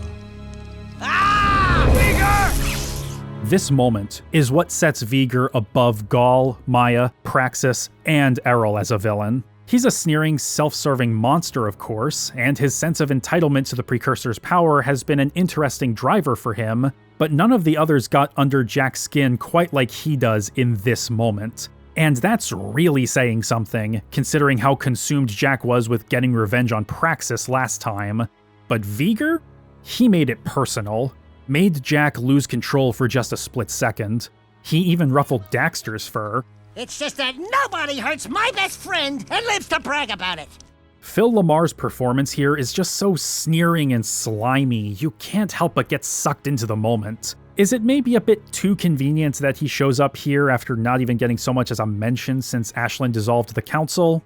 Sure, but having so much time without him, thinking his time is done, helps to elevate the scene. Even if Vigor loses, he's still got some kind of victory over Jak, one that can never be undone. It's so banal in its malice, but there's so much weight to it. It's something that a hero, something Vigor fancies himself to be, would never do. And it does a superb job in riling up the player to give chase through the catacombs, down towards the planet's core, where the greatest mystery of the Precursors will finally be revealed.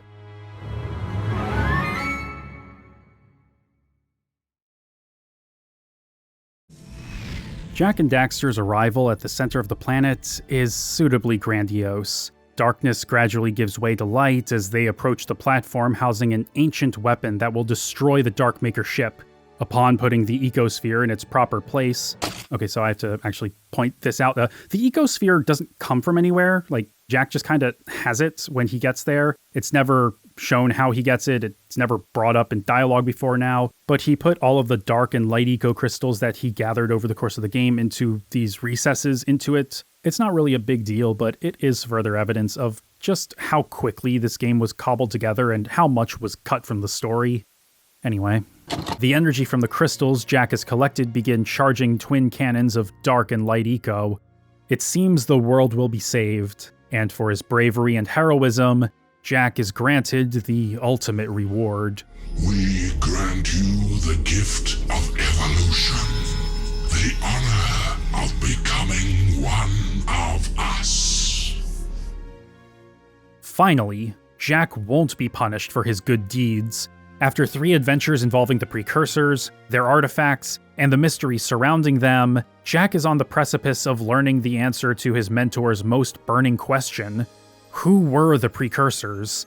It's the question that's most foundational to the series, and now, at the very end, we're going to get the answer, as Jak prepares to receive their gift. Step aside!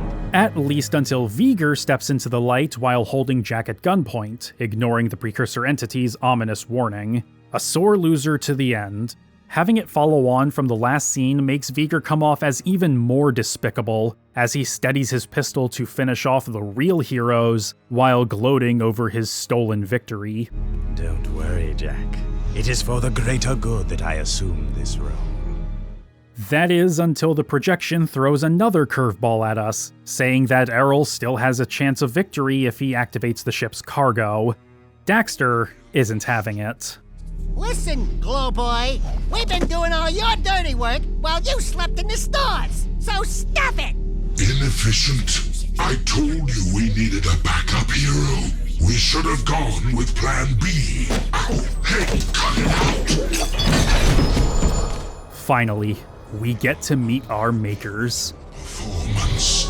If you had been a true hero, you would have stopped Errol by now.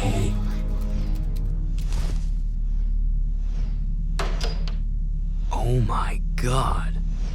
They're Otzels, the precursors, the ancient beings who created the world eons ago, are a bunch of rodents with a voice filter. Bet you didn't see that one coming. I certainly didn't on my first playthrough all those years ago, but it's not like it comes completely out of nowhere. There are hints pointing toward it here and there throughout the story. You may carry the color of our creator's animal. At least I was granted the gift of seeing the face of my creators. Thank you, little one. Our hero! What the? Daxter? What? What'd you see? It just seemed for a moment, it looked like... No, it couldn't have been. The reveal is hilariously anticlimactic, from the quick dispensing of theatrics to the personalities of the 3 precursors inside the machine. The leader is modest, while his 2 cohorts are a surfer dude and a complete buffoon, the latter of whom accidentally suggests that they fluffed up the myths of their power and legacy more than their leader lets on. Do not let our size fool you. We are the most powerful beings in the universe. We are?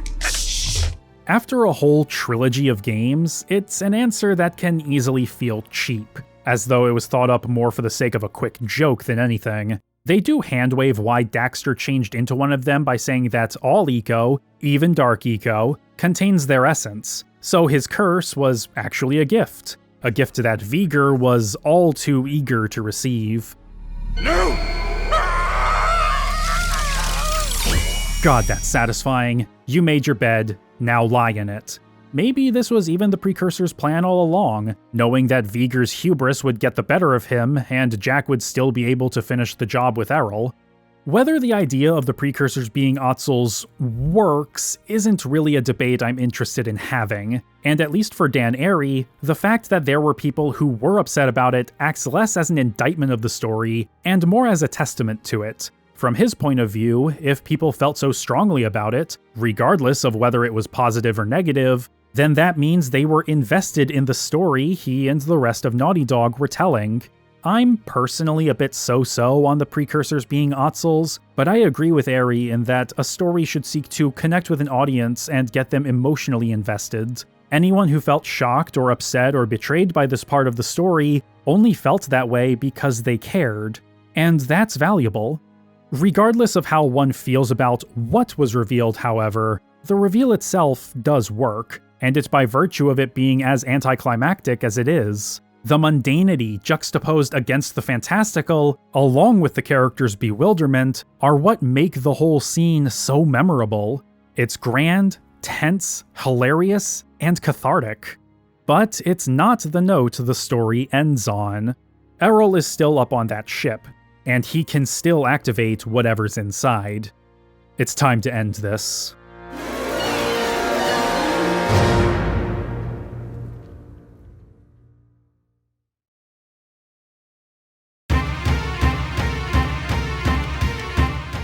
Jak III's third act is a bit of a mixed bag in terms of gameplay. There's a fairly even division of action platforming and the alternative gameplay styles we've discussed, leaning slightly towards the latter, but none of them are especially egregious, and most of them are actually returning modes of play, either from earlier in the game or from Jak II.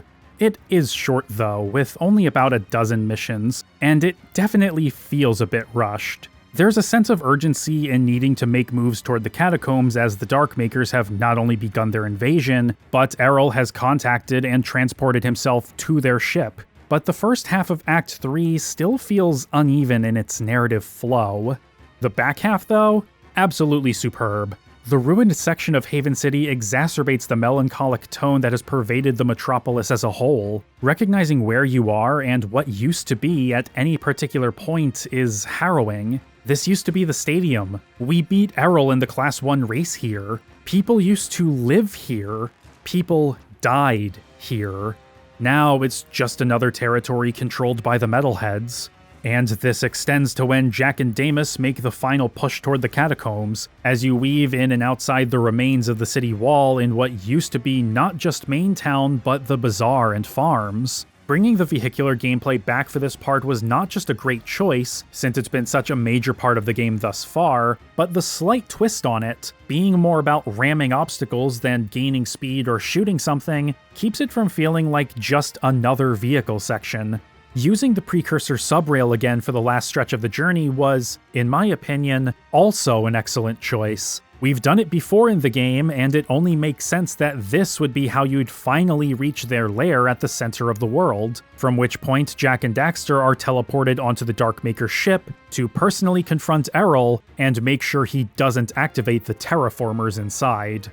And this scene is just especially well put together. Just think what I could do. You're through, Errol, even if we both die. Jak!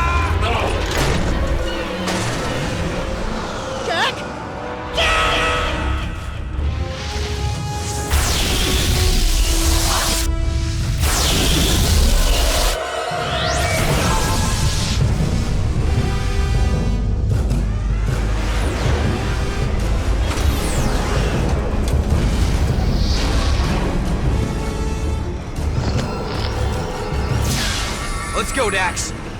So few words and yet so much happening, all presented with a level of cinematic flair that the series had been working toward for so long. It's big, it's grand, dare I say, it's breathtaking. And it's still not over. One tense escape through a warp gate later and we're back in the desert. The ship was destroyed, but Errol absconded with one of the terraformers. You will all die at my hand.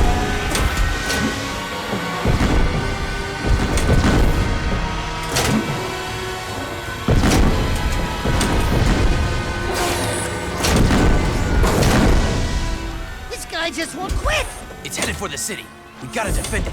For Deimos. The last charge of the Dark and Light Brigade! Let's do it, partner! To the end. Thus begins the final boss fight. It's split into two phases. For the first, you're following it through the desert and the sand shark while trying to shoot out these points on its legs. It's a bit of a pain towards the end between the regular movement and positioning, but starting the fight with the vehicle is, once again, a great way of keeping this major part of the game relevant through to the end. After that, the top of the terraformer detaches and attempts to escape before crashing to the ground outside of Spargus's walls. You get a bit of light platforming on the way to the top, where you'll have your final showdown with Errol, fighting dark monsters and the machine's tentacles until the opportunity presents itself to hit the weak point at the back of the cockpit with the Peacemaker. This whole string of missions is one long, unbroken sequence that does a wonderful job of escalating the tension for the grand finale, even if the individual tasks you have to accomplish range from fun and exciting to somewhat pedestrian. But I feel this last charge is more than the sum of its parts thanks to just how it's all framed and depicted narratively. Sure, destroying the pustules on the legs of the terraformer is a bit frustrating, the fight through the ship is made painfully dull by using the beam reflexor, and the last battle itself is somewhat rote, repetitive, and maybe overstaying its welcome by a phase, but everything works together. The escalation, the forward momentum, the revelations about Jak's parentage, and the true nature of the precursors, all of it builds up to this.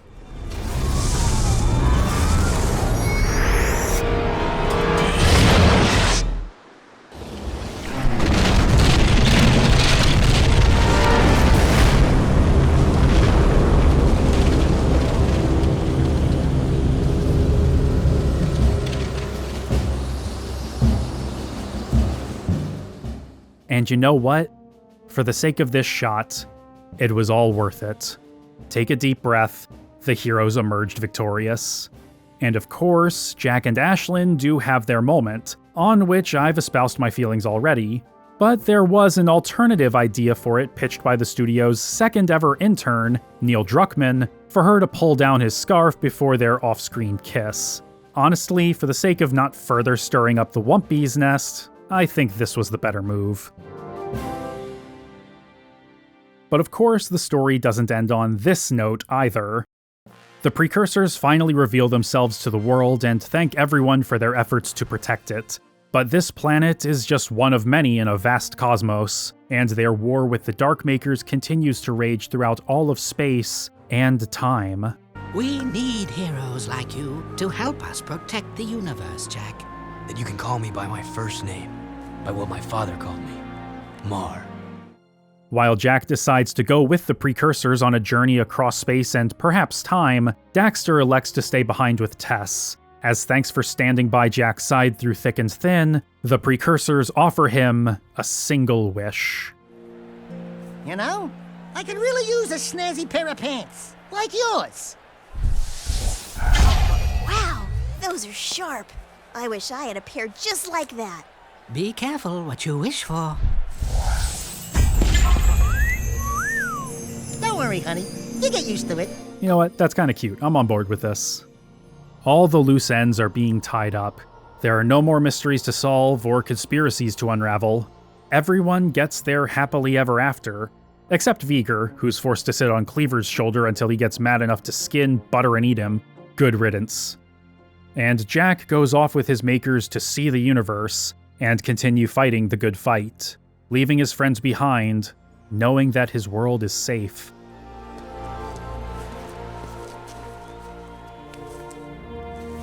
I couldn't leave you, Dax.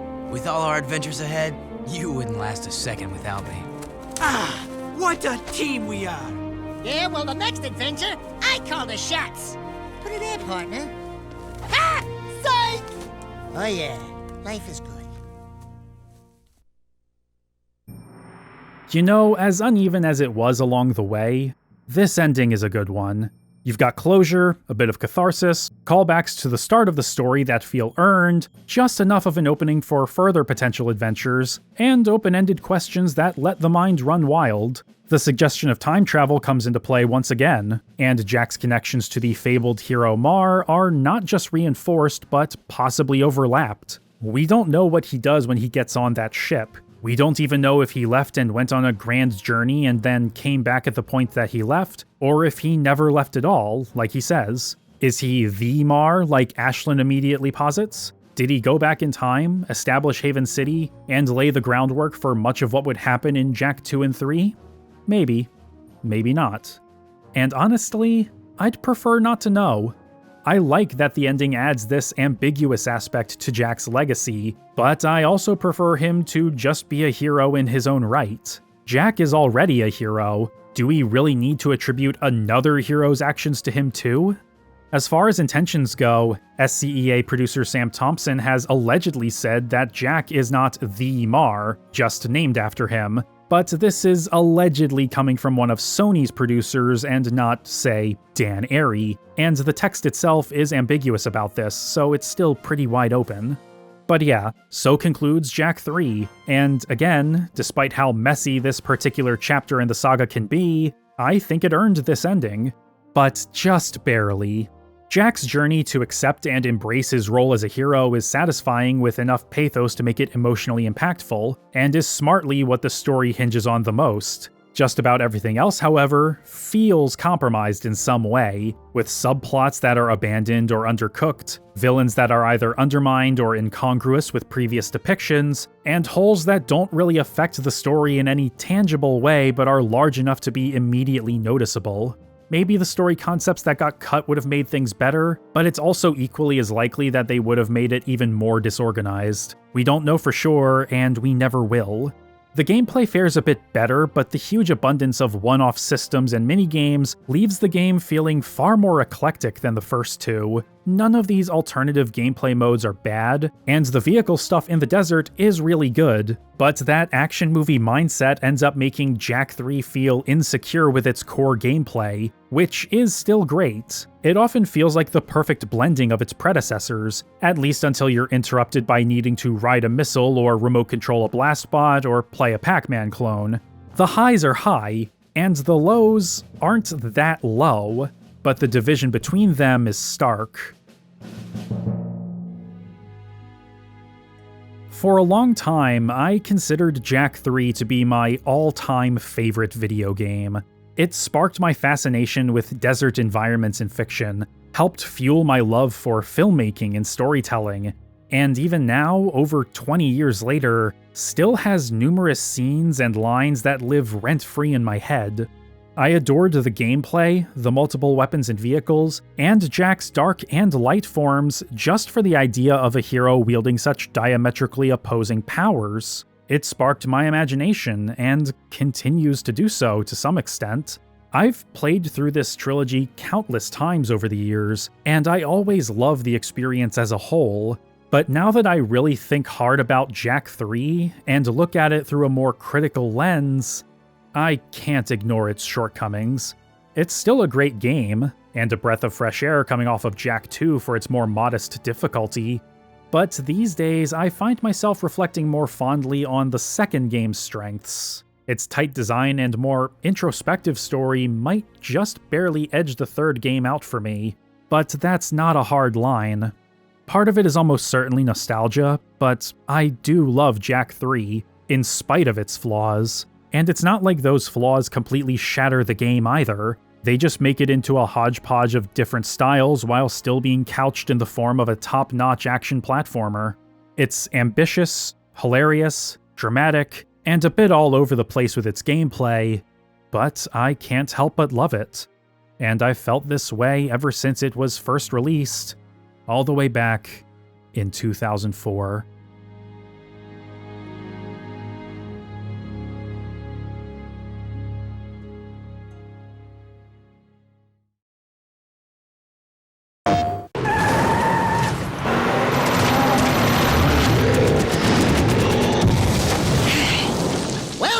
It's over.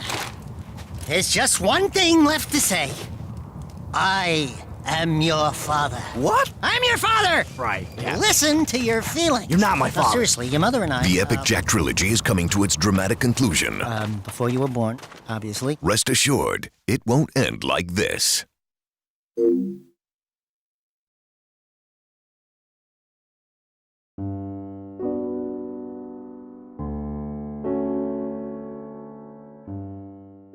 While fall 2004 was crowded with landmark new game releases, Jak III wouldn't fall through the cracks. It saw praise for its desert setting and mechanical consistency with its predecessors when it came to platforming, a gripping and cinematic narrative, and a level of challenge that was far more restrained than its predecessor. Some would even laud the variety of gameplay styles for keeping things fresh and interesting, while others would note it as being symptomatic of a game that's trying to do too much. While reviews were overall very positive, with some critics touting it as being better than Jak II, there was still a feeling of been there, done that with Jak III. Despite ostensibly being so much bigger than its predecessor, some were disappointed to find that the grand finale was markedly shorter than the trilogy's middle chapter. And of course, as was the case with Jak II, comparisons to Ratchet and Clank were fairly common. Jak seems to be playing catch-up with friendly competitor Ratchet in the annualized platformer club. While Ratchet and Clank Up Your Arsenal impresses with its ambitious new online multiplayer mode, Jak III spends most of its time trying to fix what was broken in Jak II. But hey, progress is progress. Shane Bettenhausen, Electronic Gaming Monthly. PSM's Chris Slate and Justin Chang would even pit Jak III and Up Your Arsenal together in a head-to-head conversational review in the magazine's November 2004 issue, where they would respectively be scored a 9 and a perfect 10, citing Jak III as having a cool story that sometimes drags and having a lot of variety, but leaning a bit too hard on the vehicles and lacking a bit in the platforming department. Meanwhile, their praise for Up Your Arsenal was partially predicated on Insomniac adding an online multiplayer component, along with upping the ante and doubling down on the strengths of Going Commando. As the two threequels were released only a week apart, like the previous year, comparisons between the two were inevitable, no matter how welcome or warranted. OPM would ask Amy Hennig and Evan Wells how they felt about the two games being forced to compete with each other, both on the market and in the press, and they shared a similar mindset. Sometimes I wish their release dates were further apart, so we weren't seen by consumers or the gaming press as competing titles. Our games are actually very different, and each has its own fan base. I think it would benefit the industry, and the consumer as well, if major releases are more evenly distributed throughout the year rather than being bunched up in the last 2 months. The idea that video games are toys that parents buy their kids for Christmas is an outdated concept that needs to change to keep up with the maturing gamer. This bunching up that Wells described, however, is deliberate to maximize sales during the holidays. And while the Jak and Daxter series had never even come close to the same numbers as Crash Bandicoot, that holiday release window had served it well in the past and continued to do so for Jak III, just not to the same degree as its predecessors. It was the 15th best-selling game in North America in November 2004, whereas the new Ratchet and Clank sat at the number 11 spot, with Halo 2, GTA San Andreas, Need for Speed Underground 2, and others dominating the top 10. Surprisingly though, while Up Your Arsenal wouldn't be listed as one of the top sellers in December, Jak III would only drop down to the number 16 spot, before dropping off in January. Both games, as well as the critically acclaimed Sly 2, would sell more than enough copies to become greatest hits titles in August 2005. While sales figures for Sly are elusive, by the end of 2007, Jak III had barely outsold Up Your Arsenal in the US, with 1.23 million copies sold compared to only 1.15 million. While they had both seen drops in sales compared to their respective predecessors, it was much more noticeable for Jak, which had gaps of 300 to 400,000 units between entries, compared to the relatively smaller 200,000 unit gap between Going Commando and Up Your Arsenal. Zooming out internationally, however, at least with the data that is publicly available, paints a far sadder picture for Jak III's sales. After Jak II's abysmal performance in Japan, the third game would skip that country entirely, and aside from the US, the only other country that we have any idea of sales for is the United Kingdom, where the Entertainment and Leisure Software Publishers Association granted it a Silver Sales Award for selling over 100,000 copies. 1.33 million sales in 3 years, even if those numbers accounted for every single copy sold around the world and not just 2 countries, is a massive drop-off from the first 2 games, with the second having sold 1.6 million in its first 6 months. And while Up Your Arsenal had fallen 80,000 units short of Jak III in the US, internationally it had sold over 3.2 million units in that same 3-year span. Despite this supposed slump, Dan Arey would maintain in a 2007 interview with Ellie Gibson of GamesIndustry.biz that Jak III had sold well, but that because Naughty Dog as a whole had become so used to selling over 5 million units per game with Crash, they, quote, always wanted more.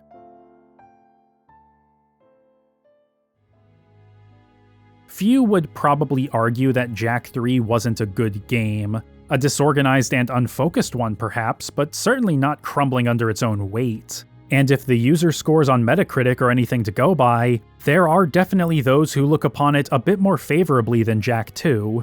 But that could be said for any of the games. They all have their own unique aesthetic tied to them that's cultivated their own factions of fans. Not everyone who loved the precursor Legacy and its pure collectathon platforming liked Jak II's more GTA-inspired structure or action-focused gameplay. Likewise, not everyone who enjoyed the challenge or action focus of Jak II liked the more somber tone, desert setting, and strong focus on vehicular gameplay of Jak III. Just as well, there were and still are those who didn't like the reveal of the precursors and felt it ruined the whole series. It's difficult to assess Jak III's legacy and jot it down into a paragraph or two because of how all over the place it is for a lot of people, even if outright negative opinions are seldom heard. Did it do the first two games justice and end the story on a high note? Or did it trip over itself a few too many times as it crossed the finish line? There's not a very strong consensus for the whole experience. And after Limited Run Games released part of the design bible with their collector's edition of the game, there has been a minor rise in negative criticism toward it based on what was scrapped, rather than what the game is. The handful of ports the game has gotten over the years haven't really moved the needle all that much either. The PS3 version tends to be considered as the best and the Vita as the worst, which, yeah, that's consistent. While the emulated release on PS4 is generally considered to be subpar like those versions of the first two games, a sentiment I personally disagree with. The PS4 version is perfectly cromulent, but I don't see the eventual release of the open goal version of Jak III changing hearts and minds either. It's been over 20 years since the game was released, and the fact that its legacy amounts to barely more than a shrug and, yeah, it's pretty good I guess, is a bit of a shame, but I understand why. It's a bit of a hot mess with some truly high highs, but the context surrounding the first two games and when they released made them stick out much more in the wider video gaming canon.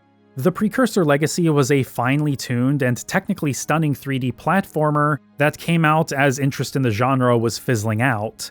Jak II was and still is controversial for following the market and being a bit edgy. Jak III, meanwhile, tends to be seen as an extension of the latter. But let me ask you something. When was the last time you heard someone waxing nostalgic about Super Mario 64 or Spyro the Dragon, or talking about how excited they were to play the new Grand Theft Auto? And when was the last time you heard anyone talk about Smuggler's Run? How many of you remember or have even heard of Smuggler's Run before you clicked on this video, much less knew that it inspired Jak III's Wasteland? The legacy of each game in the Jak and Daxter trilogy has been tied in some way to both their context and their inspirations. The story of Jak III's development, as intriguing as it is to people like me who are interested in how the sausage is made, is not one that would stick out to most people. Jason Rubin played this decades-old desert driving game that hasn't gotten a sequel since 2002, isn't as attention-grabbing as, we took this mascot platformer, gave him a gun, and let him loose in a city because GTA 3 was popular. That's an oversimplification of Jak II's creative process, but you get my meaning. Yet, Jak III hasn't been forgotten. Far from it. You're just as likely to come across fans who put it as their favorite as you are for fans of the first two games. And as divisive as certain aspects of its story are, such as bringing back Errol instead of, say, Gaul, the precursors being Otzels, Ashlyn being Jak's love interest, and the ambiguity over whether Jak is Mar, I don't think I've ever heard more than one or two people say they think the story is outright bad. Sloppy, sure, but when it hits hard. And when it misses, it's not the end of the world. Despite the bumps, Jak and Daxter's story had ended in triumph. And it was on that note that Naughty Dog would see the departure of their founders. Jason Rubin and Andy Gavin could finally relax and relieve the exhaustion that had weighed them down for the past several years. They were confident that they were leaving their studio in good hands with Evan Wells and Stephen White, and were proud to have made a laundry list of games that, in Rubin's opinion, had helped to move the industry forward, and hoped that the dogs would continue to do so. Project Big was still brewing in the background, and with the studio contributing to Sony's ICE team for the inevitable PlayStation 3, it seemed that they would have just the edge they needed to be able to leverage the new console's power to make their next-generation title just as ambitious and cutting-edge as Crash and Jak before it. However, it was still too soon for the team to get their hands on development tools for Sony's HD console, but rather than simply wait around for PS3 dev kits, the studio would bring Jak and Daxter back for one last ride before finally moving on. But rather than sending them on another quest to save the world from an ancient evil, this time they would completely eschew the series' platforming roots, building on the vehicular gameplay of Jak III to create a kart racing spin-off, as the studio had done with Crash before them. Except this time they would lean into the grittier and seedier elements of the setting, as Jak and his friends are forced to race for their lives in the most popular and deadly sport in the world, combat racing.